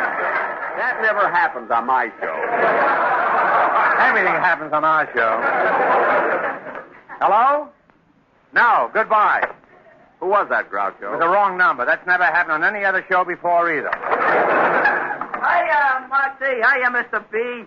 Say, I've been listening to your programs lots of times, and I think it's great. Well, I'm glad you enjoyed, Mr. G, but I don't care to discuss. There's one thing wrong, howsoever. That guy, Phil Harris, detracts from the refinement and culture of the program. You really think so? There ain't a participle of a doubt. And believe me, the lack of culture is a terrible curse that should be visited on no man. You're absolutely right, Gorsey Pooh. So please stop visiting me. Not only is Phil Harris ignorant, but he also has a terrible vocal berry. The guy knows nothing about nothing, especially grammar. Not only can't he conjugate conjugations, but he can't even subjunct subjunction. Boy, what a soliloquy. See, what you should do, Benny, is get someone to take Harris's place. Someone who's got class, refinement, and education. In other words, me. That's more than I had on the whole program.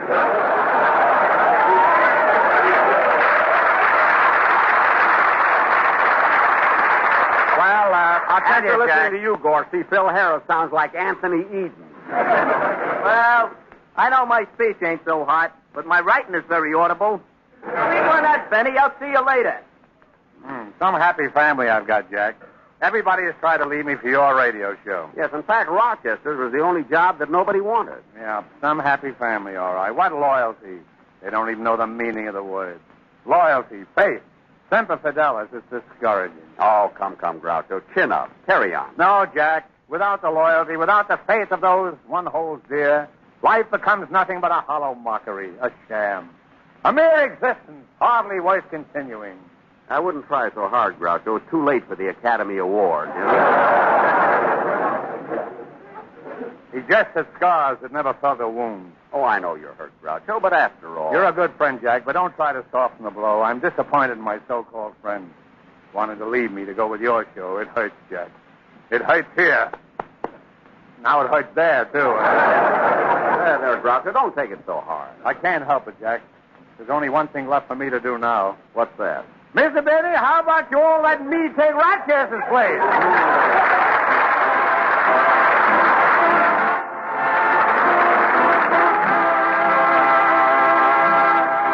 Mr. Benny, if you want to hear how I deliver an important message on the show, just grab an earful of this.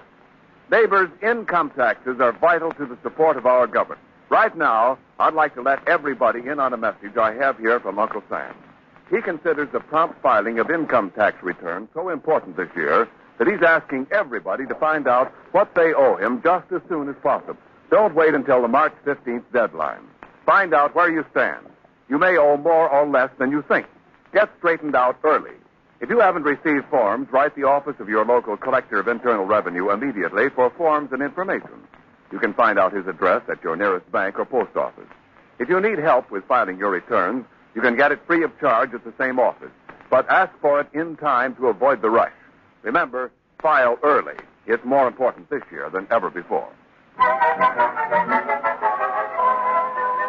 Well, Groucho, it's time for me to leave. I want to thank you for your hospitality. It was nice having you, Jack. Thanks for coming down. You must visit me again sometime. I'll be glad to. By the way, who's your guest next week? Everett Horton. He's having trouble with his income tax, and he wants me to help him figure it out. Groucho, I didn't know you were good at that sort of thing. Do you really know how to fill out those income tax Oh, forms? yes. In fact, I helped Dorothy Lamour with her income tax last year, and you know how well her form is filled out. Well, good night, Groucho. Now, wait a minute, fellas. Get this very clever line they gave me to end the program with. Oh, this will be a scream. Wait till you hear this. Good night, Groucho. I'll be listening next week.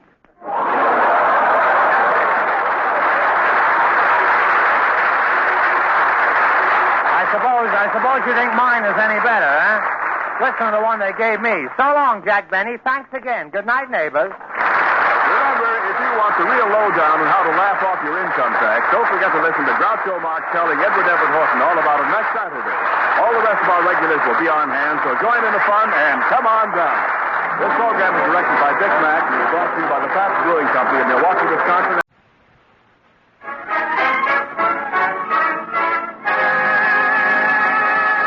Pabst Blue Ribbon Beer presents Blue Ribbon Town, starring Groucho Marx, with his special guest, Jack Benny. Come on down, now to Blue Ribbon Town, where you'll down your daily cash. With Jack Benny visiting us, there's plenty of excitement in Blue Ribbon Town tonight. Ready and eager to greet their famous guests are Faye McKenzie, Bill Days, Leo Gorsey, Robert R. Brewster and his Blue Ribbon Blenders, yours truly, Ken Niles, and the leading citizen of Blue Ribbon Town, our happy host of hilarious hijinks, Groucho Marx.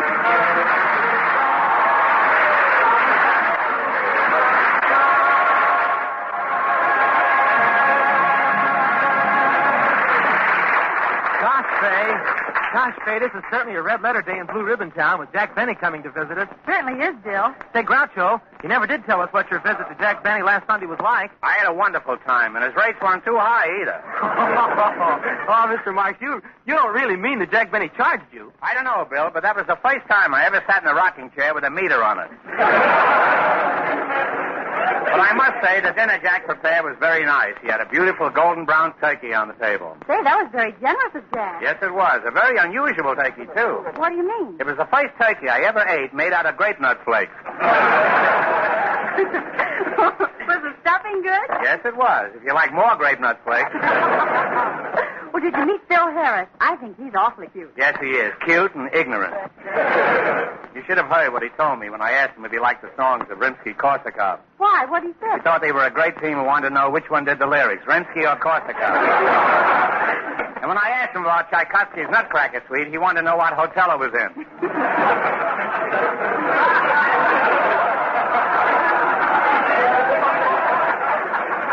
Well, everybody knows it's the ambassador. Hey, Moxie, is our extinguished guest here yet? Well, everybody's entitled to one mistake, and here's Mother Nature's. Leo Gordon.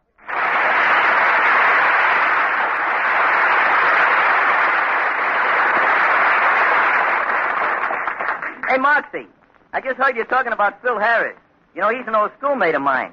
Gee, I ain't seen Phil since we was in the 5th grade together. You ain't? No, just think. 2 whole years has fled by.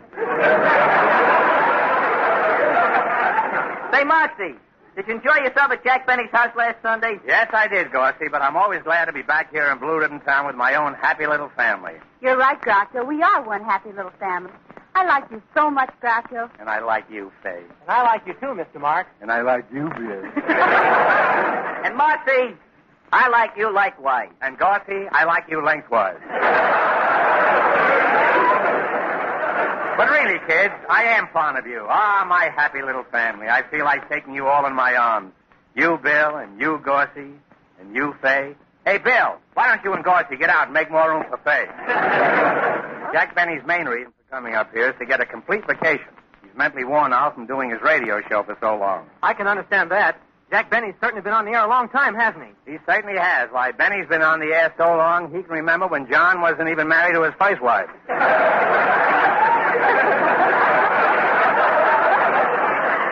what do you want us to do? I don't want you to mention a single word about radio to Jack Benny, or to do anything that will even remind him of radio. You see, Benny has radioitis. Oh, I get it. You mean he's allergic, huh? Gorsey, I bet you don't even know what allergic means. Hey, certainly I do. Then he's allergic to radio like I'm allergic to jail. Allergic to jail? I don't quite see the connection. Well, every time I'm in jail, I break out. See you later, Moxie.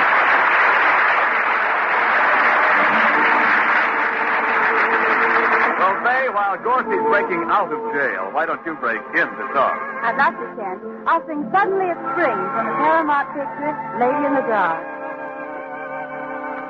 Why is my heart dancing, imagine dancing? You look at me and suddenly it's spring. Why do I keep sighing, not sighing, just sighing? I'm young and free and suddenly it's spring. On a hilltop, love is calling.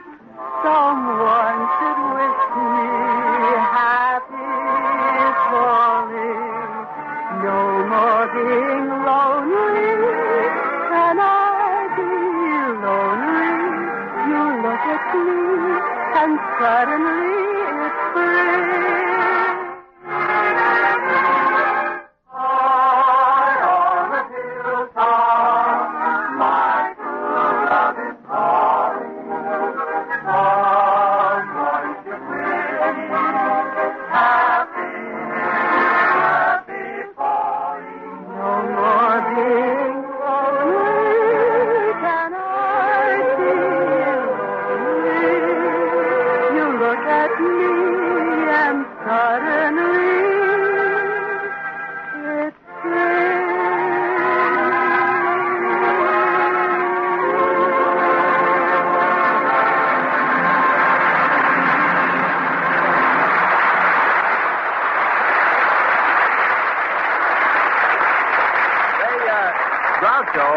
I'd like you to meet a man. There goes Niles again, bringing another pat-pappy poet. Who is it this time, Niles? Well, this is Simon the Swami. He's a crystal gazer and a very jovial person. A jovial crystal gazer, eh? Yes. How does he strike you? I don't know how he strikes me, but I'd sure like to strike him. You would? Why? I've always wanted to strike a happy medium. Silence!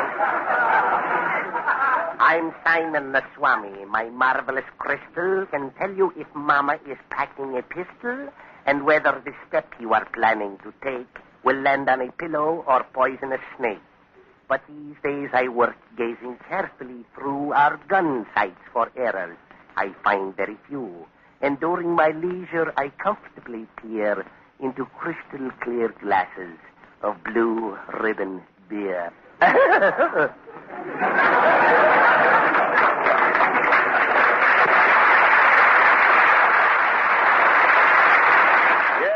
All over America, when people sit down for an hour or two of comfortable leisure, they always seem to call for a glass of mellow, delicious Pabst Blue Ribbon beer. Since 1844, we've brewed and sold some of the world's finest beers. And today, Pabst Blue Ribbon is the finest of all. Pabst, you know, is full flavor blended from 33 fine brews.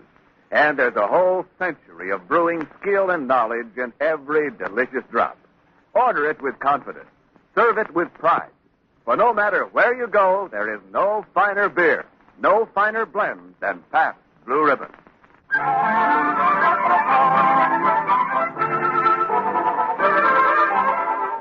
Well, I'm glad the kids all left. I want Jack Benny to feel like he's really going to get a rest from radio.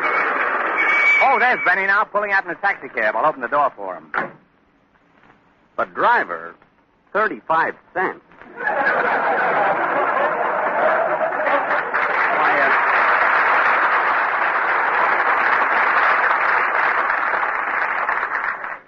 Can't be over 7 miles from here to the station. Well, all right. Oh, hello, Groucho. Well, if it isn't Jack Benny, the last of the Waukegans. Come on, Jack, come into my house. Relax and make yourself comfortable. Thanks. You're welcome. And, Jack, I want you to know that I told everybody in town that you're here for a rest and that they're not to mention anything about radio to you. Thanks again, Groucho. I appreciate that. You know, Groucho, to me, you're just a friend. I've never regarded you as a radio comedian.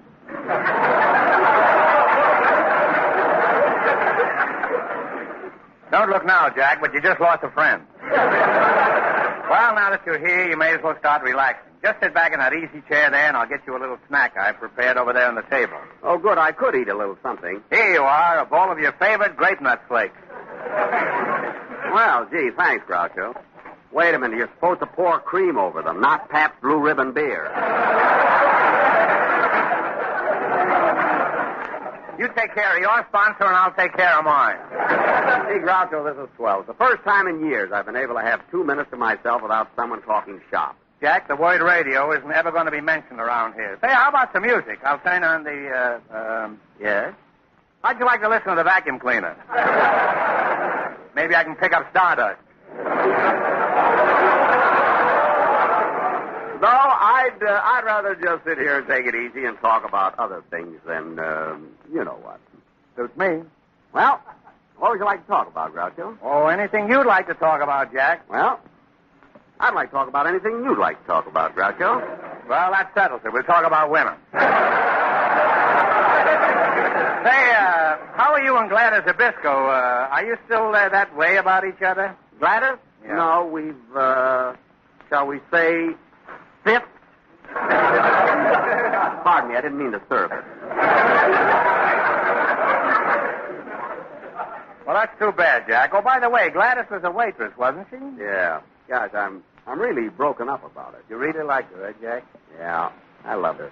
Gee, she was cute. Used to get a lot of tips, too.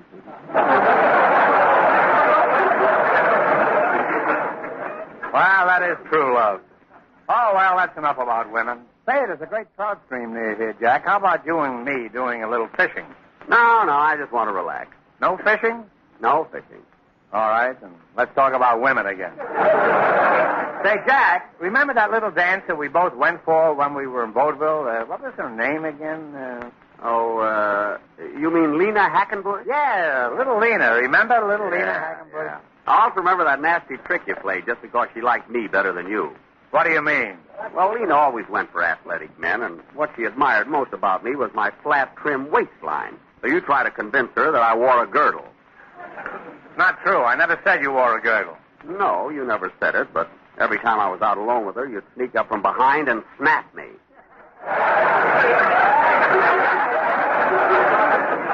Well, enough of reminiscing, Jack. How about going for a little walk and really seeing Blue Ribbon Town? No, Groucho. I just want to sit here and relax. No walking? No walking. Well, back to women again. Say, by the way, Jack, I have a picture of you and Lena Hackenbush upstairs that was taken 20 years ago. Gosh, Groucho, 20 years ago. Would you get it for me? Gladly, Jack. Say, is that the one where Lena's running her fingers through my hair? That's the one. Gee, I'd love to see Lena again. And I'll bet you'd love to see your hair again. Well, I'll get the picture and be right back. Well, Mr. Benny. Yes, young man. Mr. Benny, I'm Bill Days, one of Mr. Marks's happy Blue Ribbon Town family. Glad to know you, kid. What's on your mind? I sing. Well, that's nice. When Groucho comes down, you can sing for him. But I don't want to sing for Groucho. I want to sing for you, Mr. Benny. Sing for me? What for? Well, gosh, after hearing me, I know you're going to want me on your program. Look, kid, I came here to forget radio. Didn't Mr. Marks tell you not to bother me? Yes, but, gee, I couldn't help it. Being on your show gives a person so much prestige. Look, kid, You really think it does? Yes, I do. Gosh, Mr. Benny, you're just about the best there is in your field. Am I?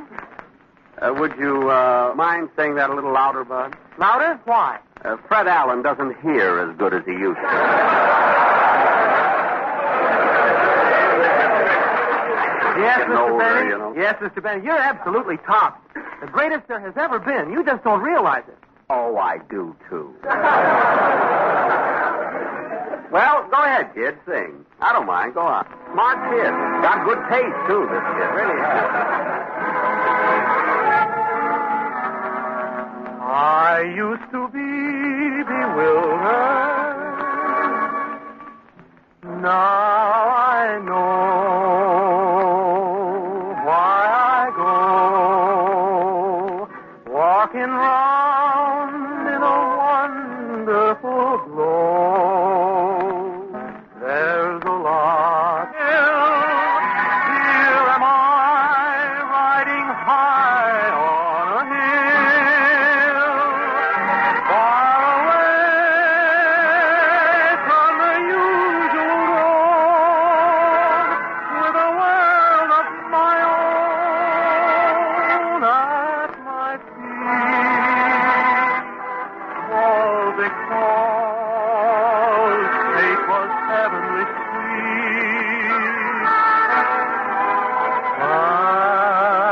And of that we meet.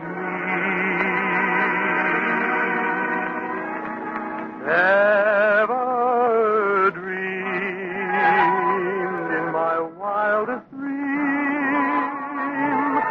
that I'd fall quite so wholeheartedly.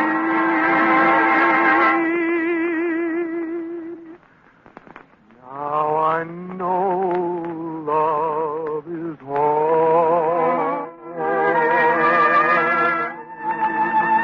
that it's cracked up to be.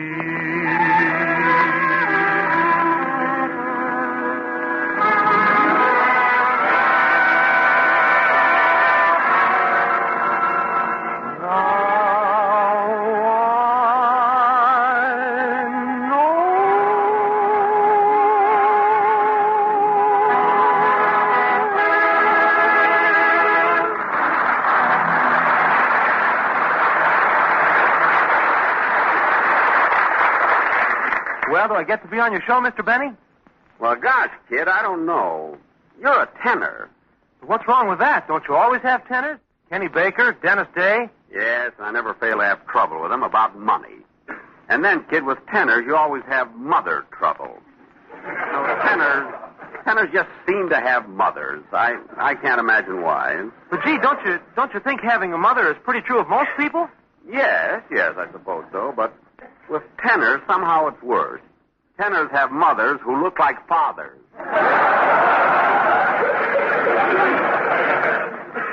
Besides, I already have a contract with Dennis Day, an extremely fine tenor, so you can see nothing, absolutely nothing, could make me change my mind. But for such an opportunity, Mr. Benny, I'd even be willing to work for nothing. Please, kid, I'm not... I wonder if Dennis's mother would slug me if I broke this contract. Kid, you say you'd be willing to work for nothing? Well, practically, I'd be willing to accept $40 a week. $40 a week? Who do you think you are, Lawrence Tibbett? Why, Dennis only gets 35 now. He thinks he gets 186,000, you know. On the other hand, if you'd be willing to work for... Hold on there, Benny. A fine thing. A guest to my house trying to steal my tenor. There's nothing lower than a man who'd steal a tenor. Unless it's a man who'd steal a bass. I wouldn't have said that, Benny, except that the baseball season's just about to start. And have to give me that line about not talking shop. But Groucho, I didn't approach him. He approached me. That's right, Mr. Marks. I'm sorry, but I couldn't realize I couldn't resist the opportunity to get on his show. Do you realize that being with Jack Benny automatically means being a great success? Oh, I don't know. Well, it's true. Name one person on Jack Benny's show who hasn't become a famous man. All right. Mary Livingston. Now run along, and let's not hear any more of this. Well, well, Jack Benny, I'm certainly glad to see you. Glad to see you, Ken Niles. Yes, indeed. Mr. Benny, I've been wanting to talk to you for a long time. Yes, sir, you need an announcer like me on your show. You too, Niles? Oh, quiet, Groucho. I'm talking to a radio star.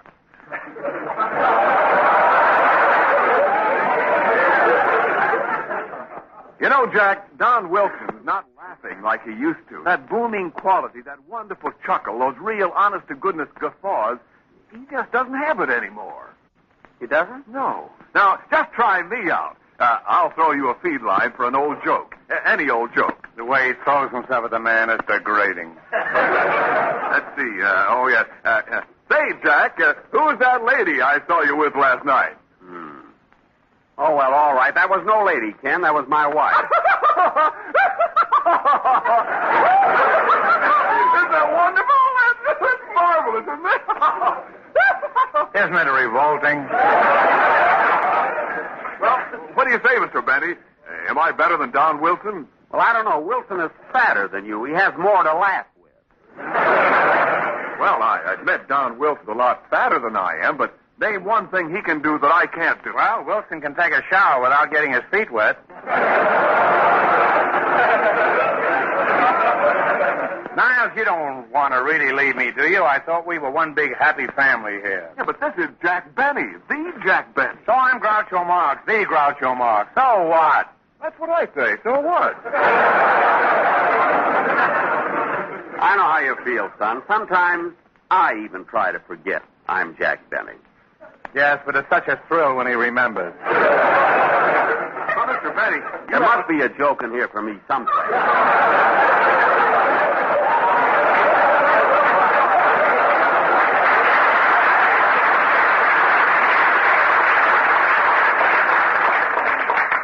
You want me to help you look, Jack?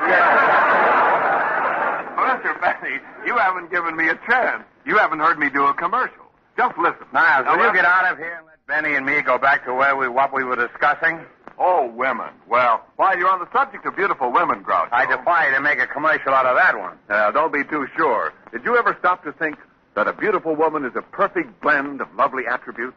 Her smile, her grace, her lovely face, and so forth. There he goes with that magic word, blend. It is a magic word, Groucho, especially when it comes to beer. You see, skillful blending of a number of different brews brings a smoothness and mellowness to beer that you just can't get any other way. Pabst, you know, is full flavor blended from no fewer than 33 fine brews. That's why a glass of Pabst is like an old friend. Its welcoming flavor is always the same, always delightful. Remember, there's a century of brewing skill in every delicious drop of Pabst Blue Ribbon.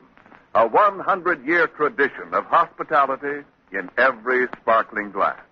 So order it with confidence. Serve it with pride. For no matter where you go, there is no finer beer, no finer blend than Pabst Blue Ribbon. Well, there it is, Mr. Benny. Think it over. I'll be waiting for your answer. Toodle-doo. Shall we dance? Fine, happy family I've got. That's the second trader who wants to desert me. Isn't a fine rest I'm having away from radio. I had to come back for that line, you know. Hello, Groucho. Hello, Faye. I'd like to... you don't have to introduce him. Anybody'd know this is Jack Benny. Oh, I guess I am rather easy to recognize. Oh, yes, I've seen you in pictures, and I could tell it was you by your kind eyes, your strong, manly jaw, your big, brawny arms rippling with muscles.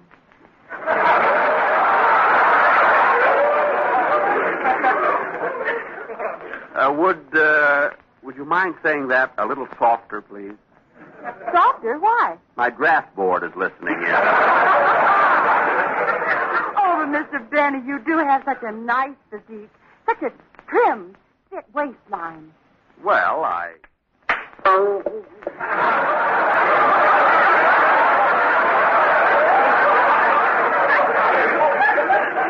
Groucho Marx, you snapped me again. There's never a shortage of rubber around Benny. You know, you're quite attractive, Miss Mackenzie. Oh, thanks, but don't call me Miss Mackenzie. You can call me Daisy. I can? Mm-hmm. Well, then you can call me Jaxie Poo.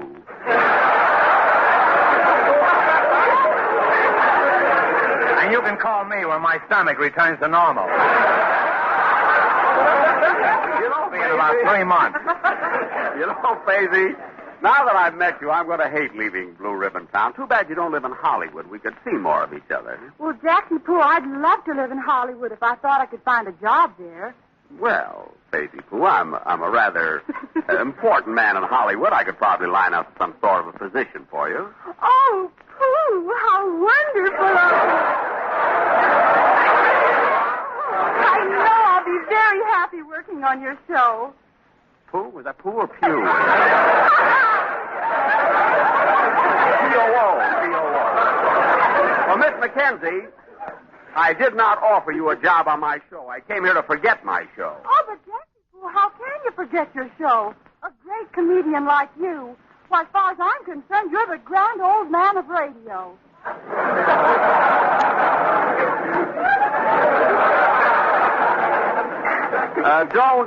Don't let my gray hair fool you. I'm just breaking it in for a silver fox. Say,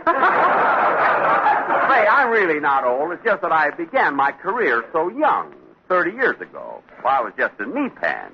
Yes, and he looked awfully funny. A grown man of 25 running around a knee pan. Running around a knee pansy poo. Excuse me while I answer the phone.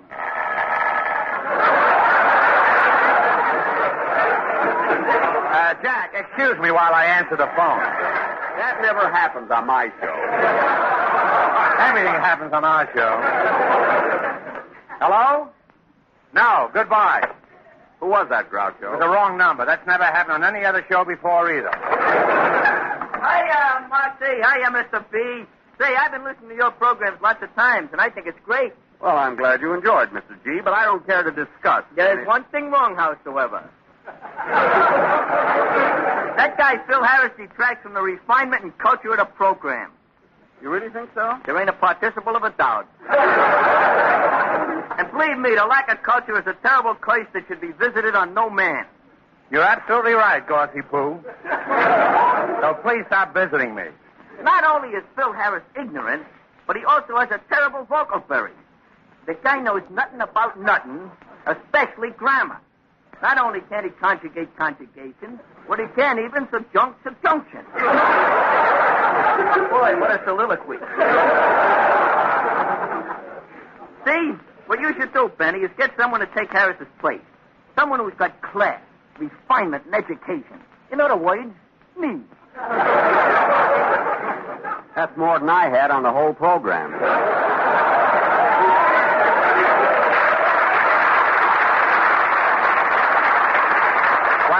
I'll tell After you, listening Jack. to you, Gorsey, Phil Harris sounds like Anthony Eden. Well, I know my speech ain't so hot, but my writing is very audible. Sleep on that, Benny. I'll see you later. Some happy family I've got, Jack. Everybody has tried to leave me for your radio show. Yes, in fact, Rochester was the only job that nobody wanted. Yeah, some happy family, all right. What loyalty? They don't even know the meaning of the word. Loyalty, faith, semper fidelis is discouraging. Oh, come, Groucho. Chin up. Carry on. No, Jack. Without the loyalty, without the faith of those one holds dear, life becomes nothing but a hollow mockery, a sham. A mere existence, hardly worth continuing. I wouldn't try so hard, Groucho. It's too late for the Academy Award. You know? He just has scars that never felt a wound. Oh, I know you're hurt, Groucho, but after all... You're a good friend, Jack, but don't try to soften the blow. I'm disappointed in my so-called friend. Wanted to leave me to go with your show. It hurts, Jack. It hurts here. Now it hurts there, too. There, Groucho. Don't take it so hard. I can't help it, Jack. There's only one thing left for me to do now. What's that? Mr. Benny, how about you all let me take Rochester's place?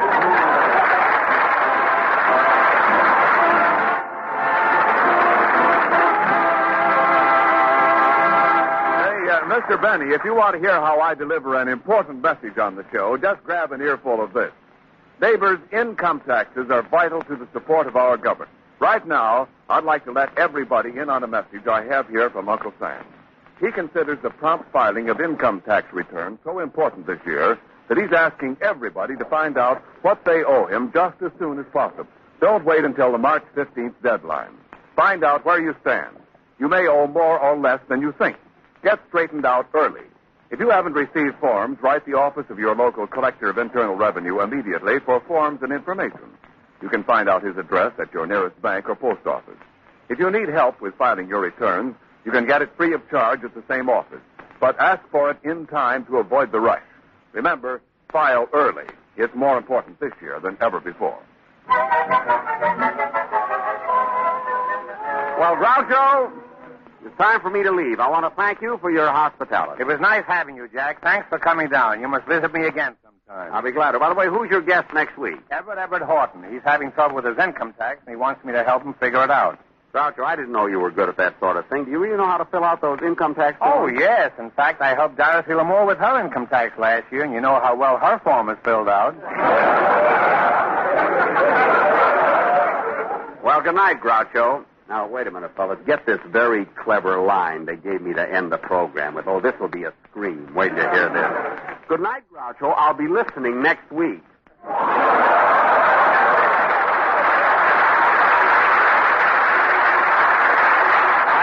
I suppose you think mine is any better, huh? Listen to the one they gave me. So long, Jack Benny. Thanks again. Good night, neighbors. Remember, if you want the real lowdown on how to laugh off your income tax, don't forget to listen to Groucho Marx telling Everett Horton all about it next Saturday. All the rest of our regulars will be on hand, so join in the fun and come on down. This program is directed by Dick Mack and is brought to you by the Pabst Brewing Company of Milwaukee, Wisconsin, and Peoria, Illinois. This is CBS, the Columbia Broadcasting System.